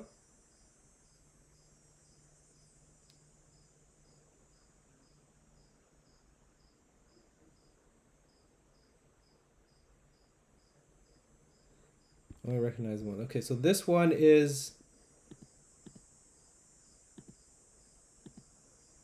basil. Not even gonna discuss it. Basil is irrelevant. Okay. Do you know the one after basil?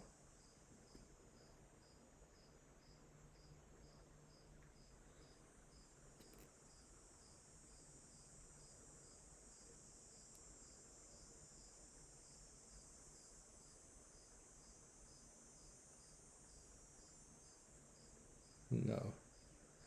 Okay, so this next one is Palatinate. And yeah, I think you guys can imagine the Palatinate kind of did nothing. So we are also putting them in irrelevant tier. Okay, next this one with the 3 lions and some hearts for some reason. Any ideas on what that is? Islamic Emirate of Afghanistan. Yeah, no, it's not that.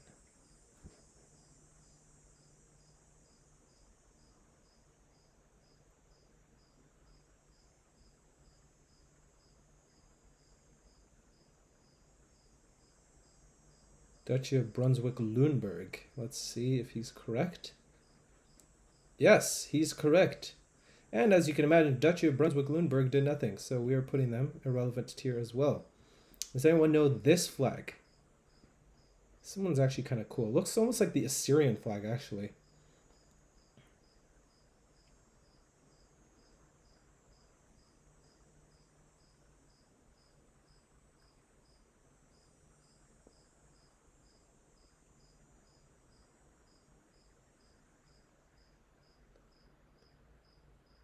We actually have to talk? What it means?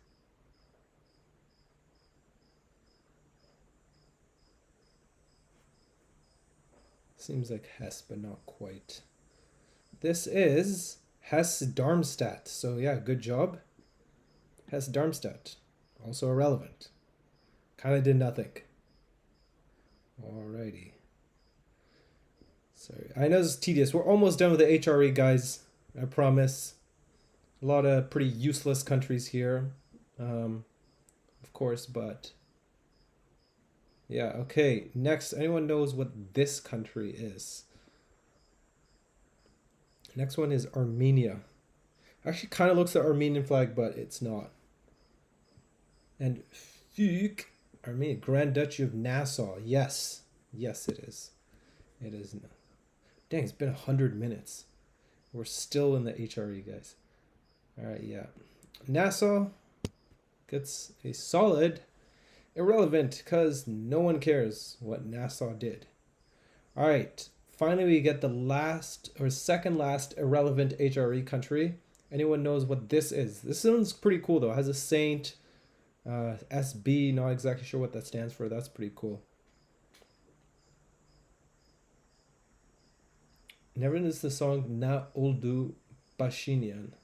I know Pashinyan is the president of Armenia, so I'm sure it's some anti-Armenian song. Let's see if Sir Welch knows the next one.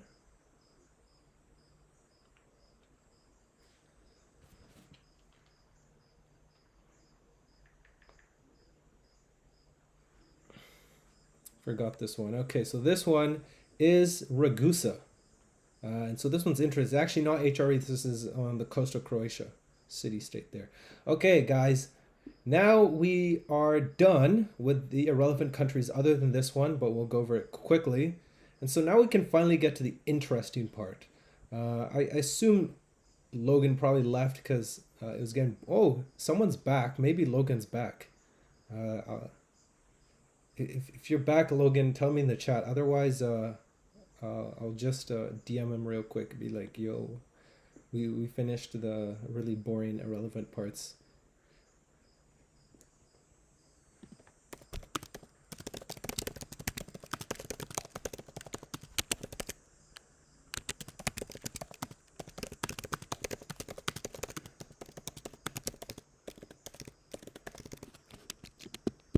Let's do this.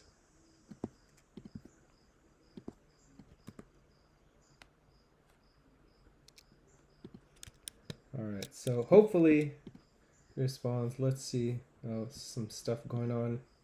in my server. Someone signed the books. Bro, why is bro DMing me? Oh, Josh. Oh yeah, welcome. Okay, base video. Yo, thanks so much. All right. So, do we have any opinions on where this country should go? Does anyone know what this country is first, though? Okay, Kingdom of Hanover. Yes. Any opinions on where Hanover should be?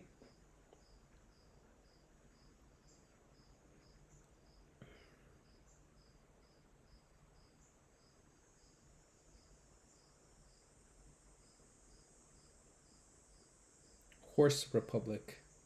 I don't know. Where's Uzbekistan? That would be a cool country, actually. S tier. Okay, so Hanover, we are going to put Hanover D tier. So, as many of you guys probably know, Hanover was ruled by the British. Why? Well, because the British were being ruled by the House of Hanover, so they were obviously based in Hanover. Now, the French weren't stupid, they recognized this, and so because Britain was their main enemy during the French Revolutionary and Napoleonic Wars, they decided to invade Hanover. And so um, George III was the ruler of Hanover, but he was also King of England. And basically, Hanover didn't do much. They kind of just got overrun. They didn't offer much of a defense, and then they were sort of forced to be under French and then Prussian control, but then back under French control, and so that created issue with Prussia. So yeah, Hanover did pretty badly. And speaking of Prussia, guys, by the way, now we got to finally a great power that actually did a lot during these wars. This is Prussia. Where should Prussia go? Where do you guys think it should go?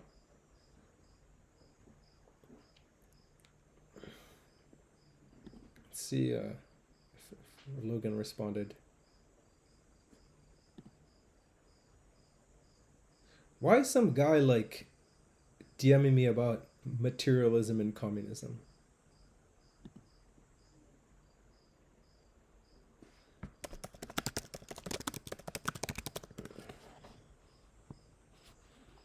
I think he's online, so hopefully.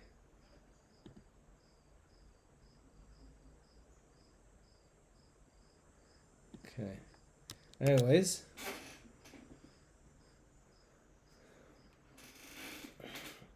Okay, so Historia Judaica is saying overrated. Sir Welch is saying A tier.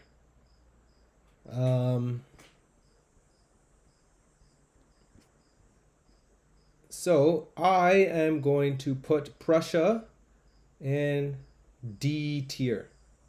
Why is that the case? Well, because first of all, you have to remember Prussia was just crazy throughout the 18th century. I mean, they came out of nowhere.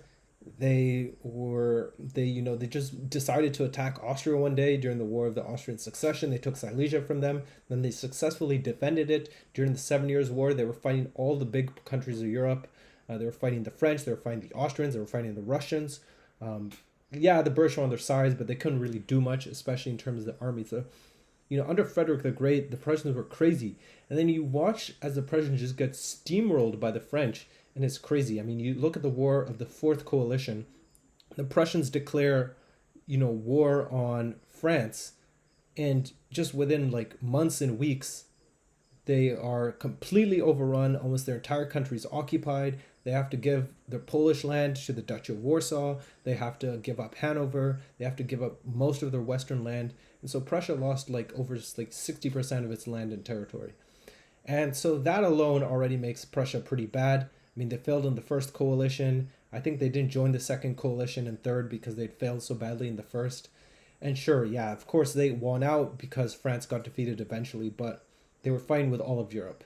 So I think Prussia deserves D tier. All right, next we have this country over here. So what do you guys think of this? Sardinia Piedmont, yes. Does anyone have any thoughts on Sardinia Piedmont?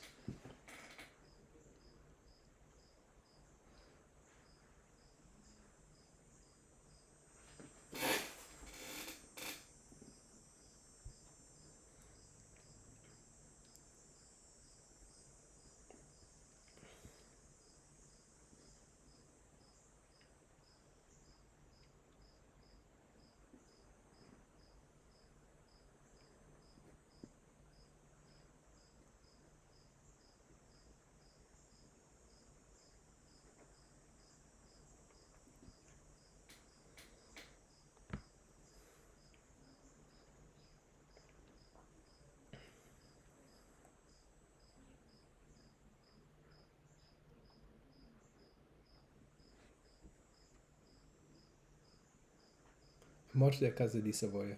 Man, should be the most defiant Italian state. Sardines look nasty. Okay, I am going to put Sardinia in F tier. Why? Because Sardinia was a complete joke. So yes, this is Sardinia, Piedmont. They also control Piedmont. And basically what happened is that the French, they overrun Sardinia, Piedmont, hence why they could even install the Piedmontese Republic, which, again, I put in irrelevant.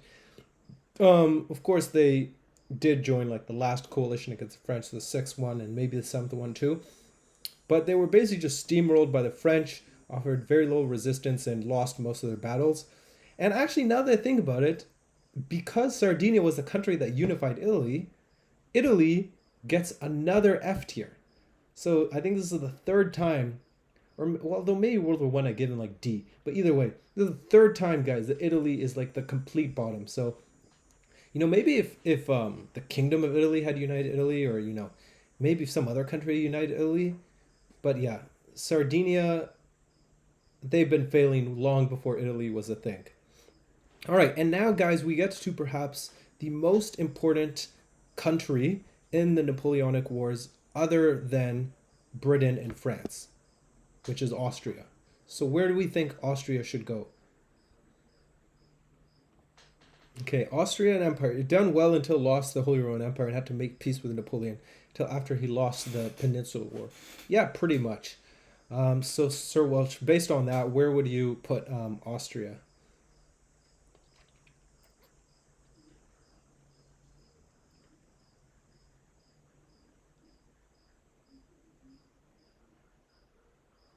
I love Australia. I like how Hysteria Judaica is only here just to like troll. C tier. All right, well, I agree. I will put Austria C tier. And this is why. Now, Austria was not that bad during the wars. I mean, they were able to fight in most coalitions. They started the first coalition, they were fighting in the second coalition. They fought in the third one, I think maybe the fourth one, although I'm not sure. And then they definitely fought in the sixth and seventh coalitions. But they didn't perform that well. I mean, the first coalition, they lost Belgium to the French. They also lost very badly during the second coalition in Italy. During the first and second coalition in Italy to Napoleon. During the third coalition, they famously got defeated at Austerlitz. There were other battles, Aspern, Essling, other big battles, most of which they lost. And so Austria, is not very impressive in terms of how it fared. And each time they would lose more and more land. So they eventually, Vienna was occupied by Napoleon. They eventually lost Croatia directly to France. They lost their control over all of northern Italy. And so they lost more and more land. They lost land to Warsaw too. And they were even forced to somewhat help in the invasion of Russia. But at the same time, though, Austria kept trying and trying no matter what. So you do have to give them credit for that. And unlike Prussia, they weren't just completely destroyed. And so basically, I'd say Austria is in between Spain and Prussia. Prussia just got crushed. Spain at least resisted. Austria was somewhere in the middle. Like, they took a lot of L's, but they were fairly resilient. All right, next we have this country. Which again is another Saxon country, in case you guys couldn't tell by now.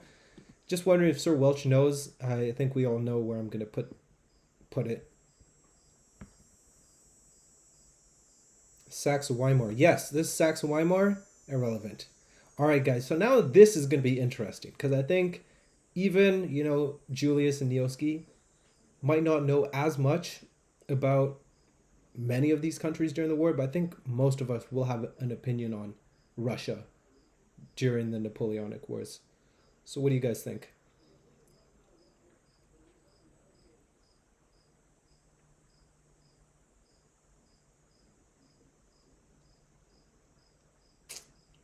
Can't understand, but I'm sure it's some propaganda thing.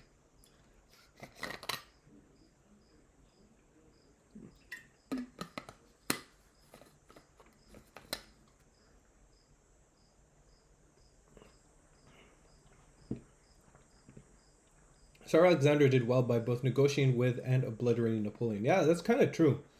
I want to see what you guys think, though. What tier should Russia be?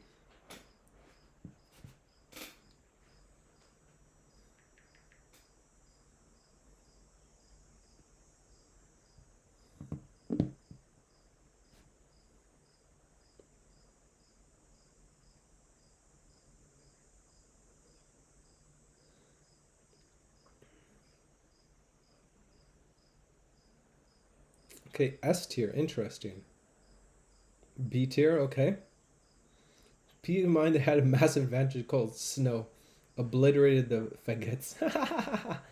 No S tier. Okay, so I am gonna put Russia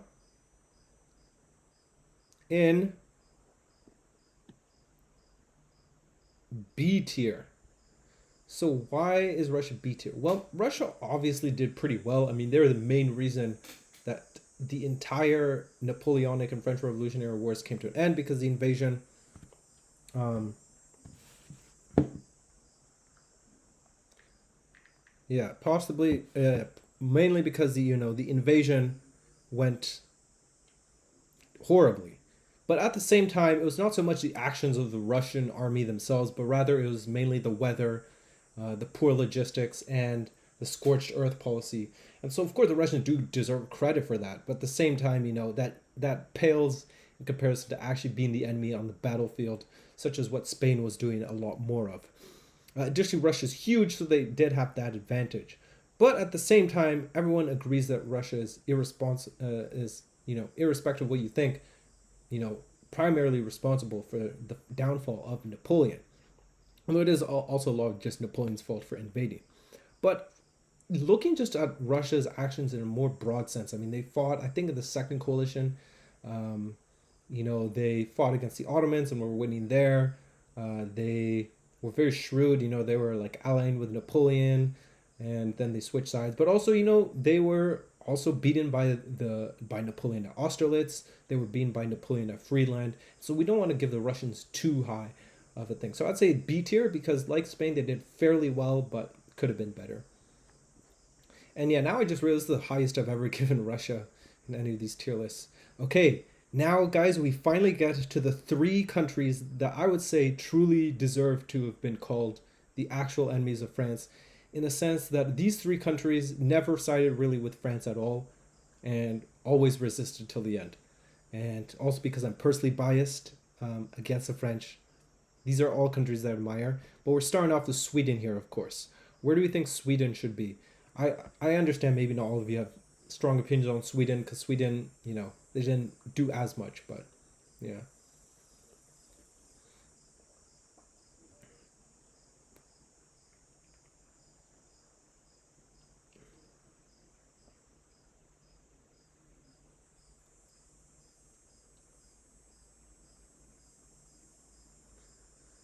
Sweden should be in Iraq. Sweden broke a deal with Napoleon and repelled him.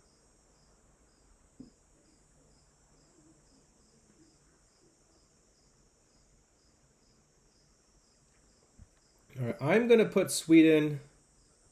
Oh, come on, so annoying. I'm gonna put Sweden solid C tier. Why? Because basically, on one hand, the Swedes determined or resisted determinedly against Napoleon quite a lot. Back when Russia was allied with France, they actually fought the Finnish War and took Finland away from Sweden. But at the same time, the Swedes were the British only allies, and so they were putting a lot on the line. So they did lose a lot of Finland, which is why I can't give them too high of a score. But at the same time, they did also resist pretty much completely alone, and so you do have to give them credit for that, which is why I'm not putting them D tier. Additionally, they were able to not only gain but conquer successfully Norway after the war, the Sixth Coalition in the Sweden-Norwegian War. So because of that, I'd say they're very much average. So we put them as C tier. Okay, finally, again, very close, Portugal. Again, don't know how much Nioski and Julius know, but I think Portugal played quite an important role, so I am curious to see what you guys think of Portugal. Sweden, after Napoleon conquered a country that's slightly worse than Sweden.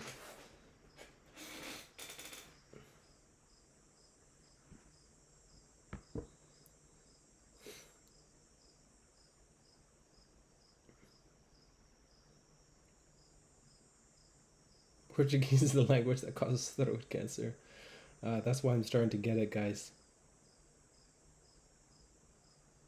It did play a good role, but it's mostly peninsular. That's true. Portuguese had a massive disadvantage because Spoke throw up, but in Spanish. All right, Welch, where would you place Portugal on the tier list?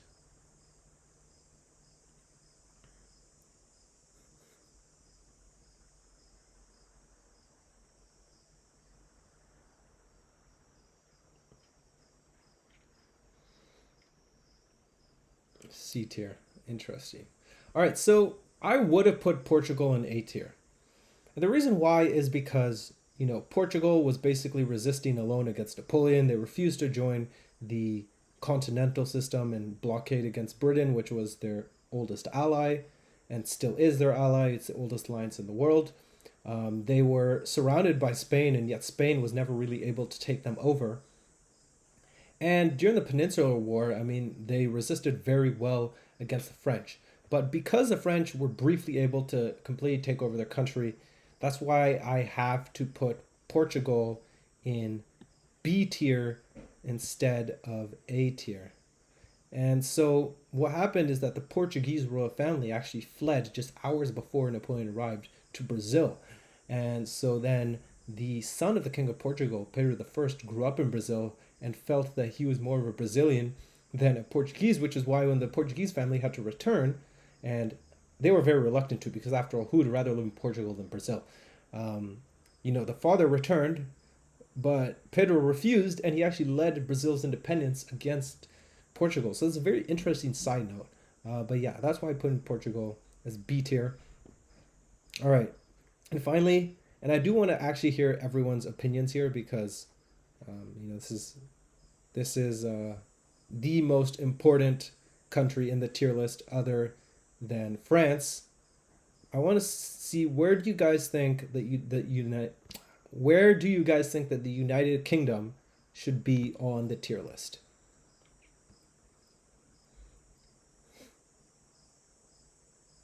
Peter was a shitty son but a great leader. Yeah, I mean, I would pretty much agree with that. And then weirdly enough, he took over Portugal again from okay, S tier, okay, S or A tier in the bin. That's kind of surprising. Below France, but long live Britain.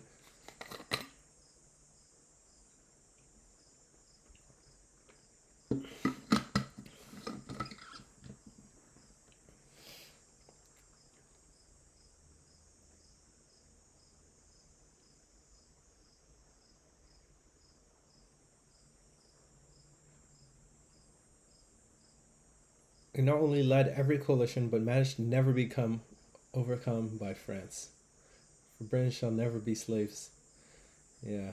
Nioski, where do you think Britain should be?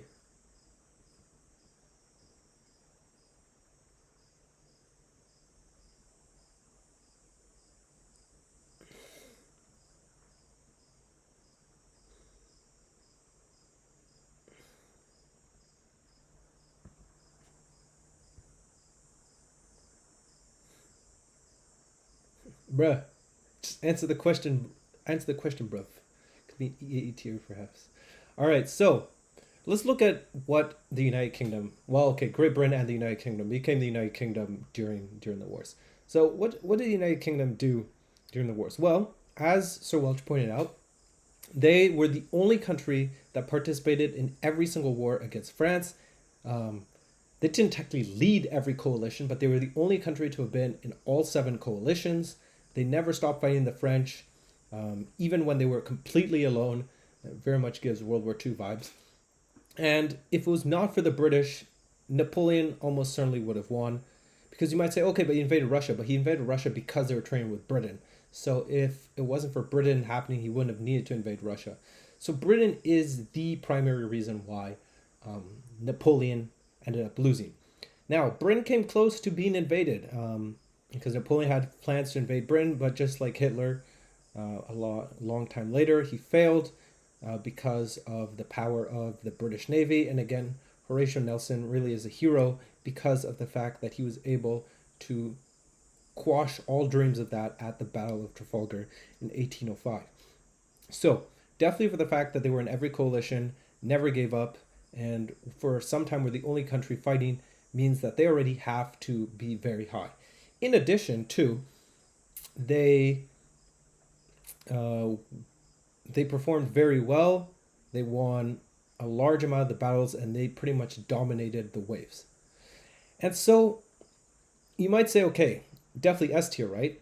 The only reason, though, I'm a bit hesitant about that is just because Britain, at least for most of the time, had allies the entire time. And without those allies, I don't think they would have ever beaten the French either.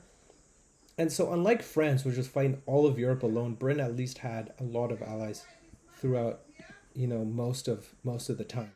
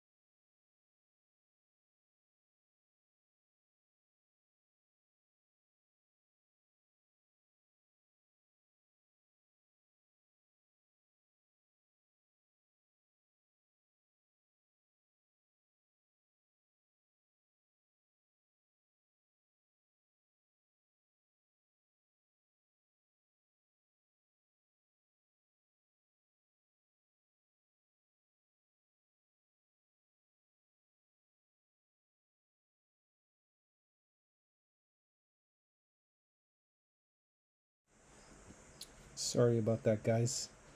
Uh, Once again, there's more drama regarding this stupid mattress. So, apologize about that. Anyways, so I'm gonna be putting Britain A tier. Um, so this is very hard because it's so close to S tier. But the only reason I didn't put it S tier is just because France was just on such another league that I couldn't put it in the same league as anyone else. And that is pretty much the reason why. But it's super close. So it's like very high A tier basically, or like low S tier. Okay, and so yeah, guys, that's it for the tier list. France on the top, Hesse, Italy, Bavaria, Württemberg, Serbia, United Kingdom A, Warsaw, Spain, United States, Sicily, Russia, Portugal B tier. We have Saxony, Westphalia, Austria, Sweden C tier, Ottomans, Norway, Dutch Republic, Hanover, Prussia D tier, Batavian Republic, Denmark, Naples, and Sardinia F tier, and then all the rest of these are irrelevant.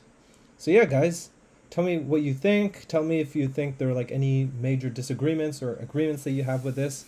And then we're gonna get to the last part where I look at the victory and defeat ratios. Ukraine is bottom left. Make a tier beyond S tier. Yeah, I mean, I was gonna do that. I mean, if I could make a France tier, then yeah, I would have done that. Okay, so now let's go. Oh, so he has been here. Wait.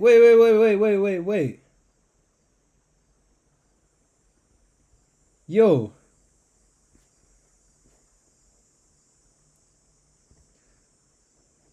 wait, why? Wait, why is the chat here different from the chat here? Oh wait, or no, this is just catching up with everything. Okay, never mind. It's actually kind of crazy to watch though.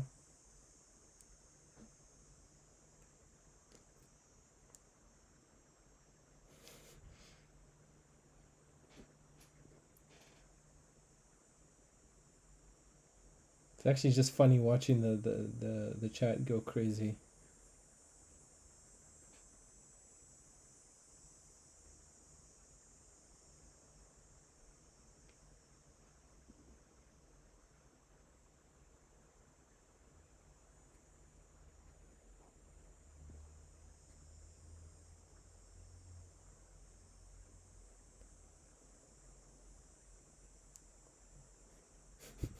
Okay, I'm not gonna keep doing this. Okay, so let's go. Let's go to. There we go. Okay, so there's a lot of countries here, as you can see. Boom, boom, boom, boom, boom, boom, boom, boom, boom. But obviously, a lot of these, like Berg, fought 2 battles, or Ragusa. So obviously, we're not going to be looking at all of them. We're only going to be looking at the ones that fought enough battles where it becomes relevant. All right, so let's look at Spain. So as we can see, Spain won 42% of their battles, 3% inconclusive, 53% defeats. So yeah, 75 victories, 96 losses. So okay, it's not great. France, despite everything that happened, despite fighting 8 coalitions, they had the exact same amount of victories as defeats. Think about this. France won 316 battles and lost 316 battles. And that's just poetic to me. Like, that's almost crazy that there's a perfect ratio between the amount of French victories and defeats. Like, this is truly insane. And then they had 40 battles that were inconclusive. But yeah, that's just crazy. Let's just check the chat. Is there anyone still in the chat, by the way? Just wondering. Okay, then we get to the UK. So the UK, great margin here. 60% victories, a third defeats, the rest are inconclusive. And yeah, they won 244 victories and then lost 134 defeats. Austria, very much meh. Lost slightly more than they won 110, lost 124, 6 inconclusive. Prussia. Now you see, it's interesting, right? Because Prussia, the only reason I didn't put Prussia in F tier for how terribly they performed is because they won so many battles. They actually won more battles than they lost.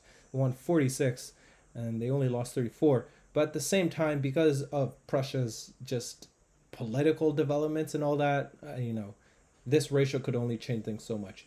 Now, this is why I put Sardinia F tier. And remember, guys, Sardinia is what formed Italy. 81% defeats, guys.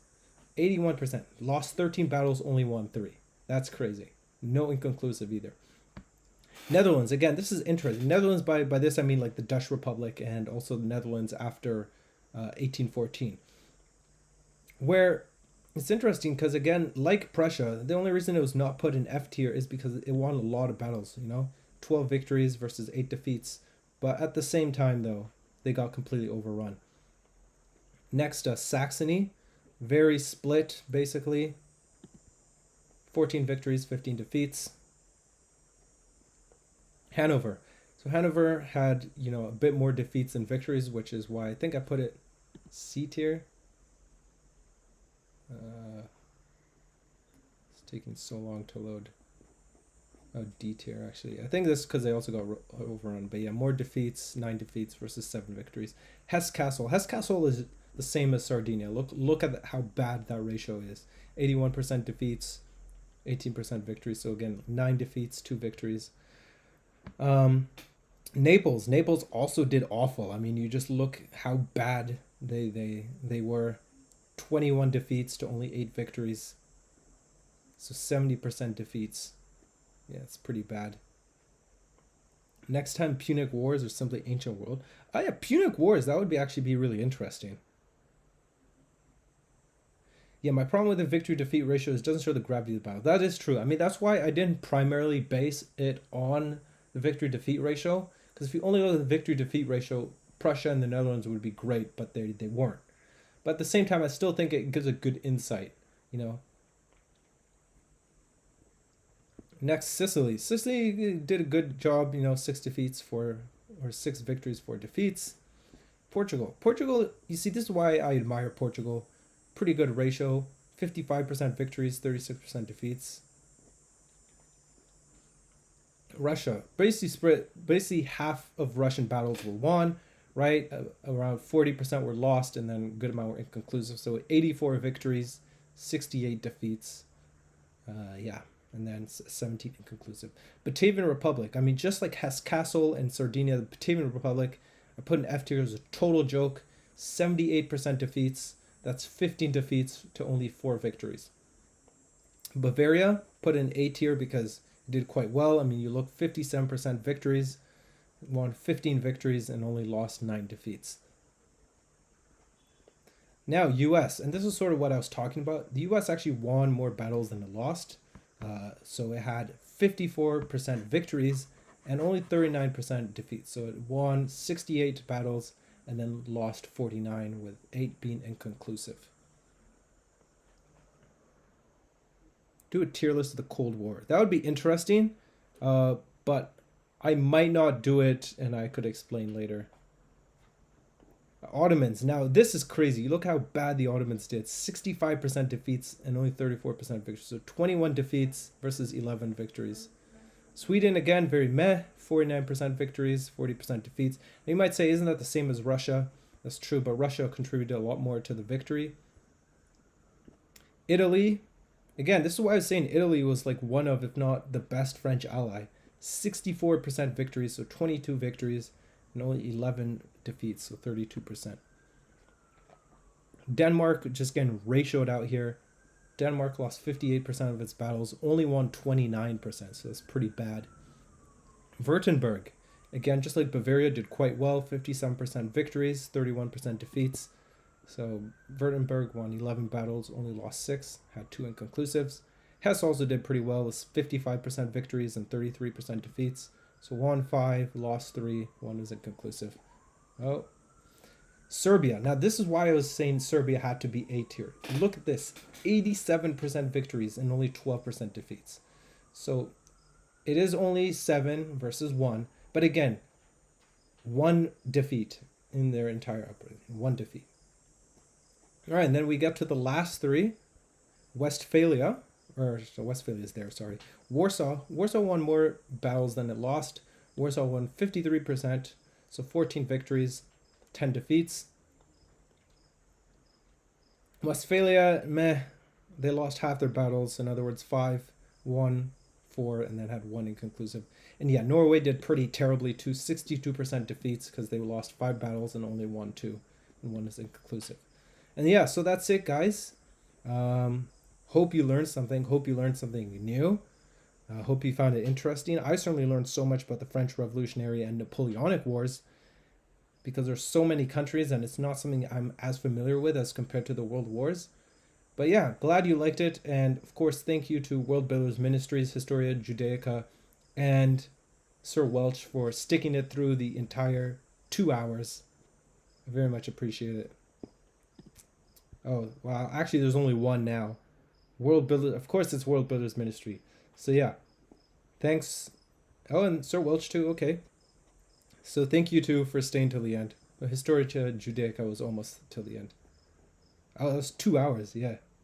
Wait, so why does it say 2 watching when there's already 3 in the chat plus me? Okay. Anyways, regardless, thanks for coming, guys. I need to eat dinner though, because it's dark. Let's see if you guys can see outside.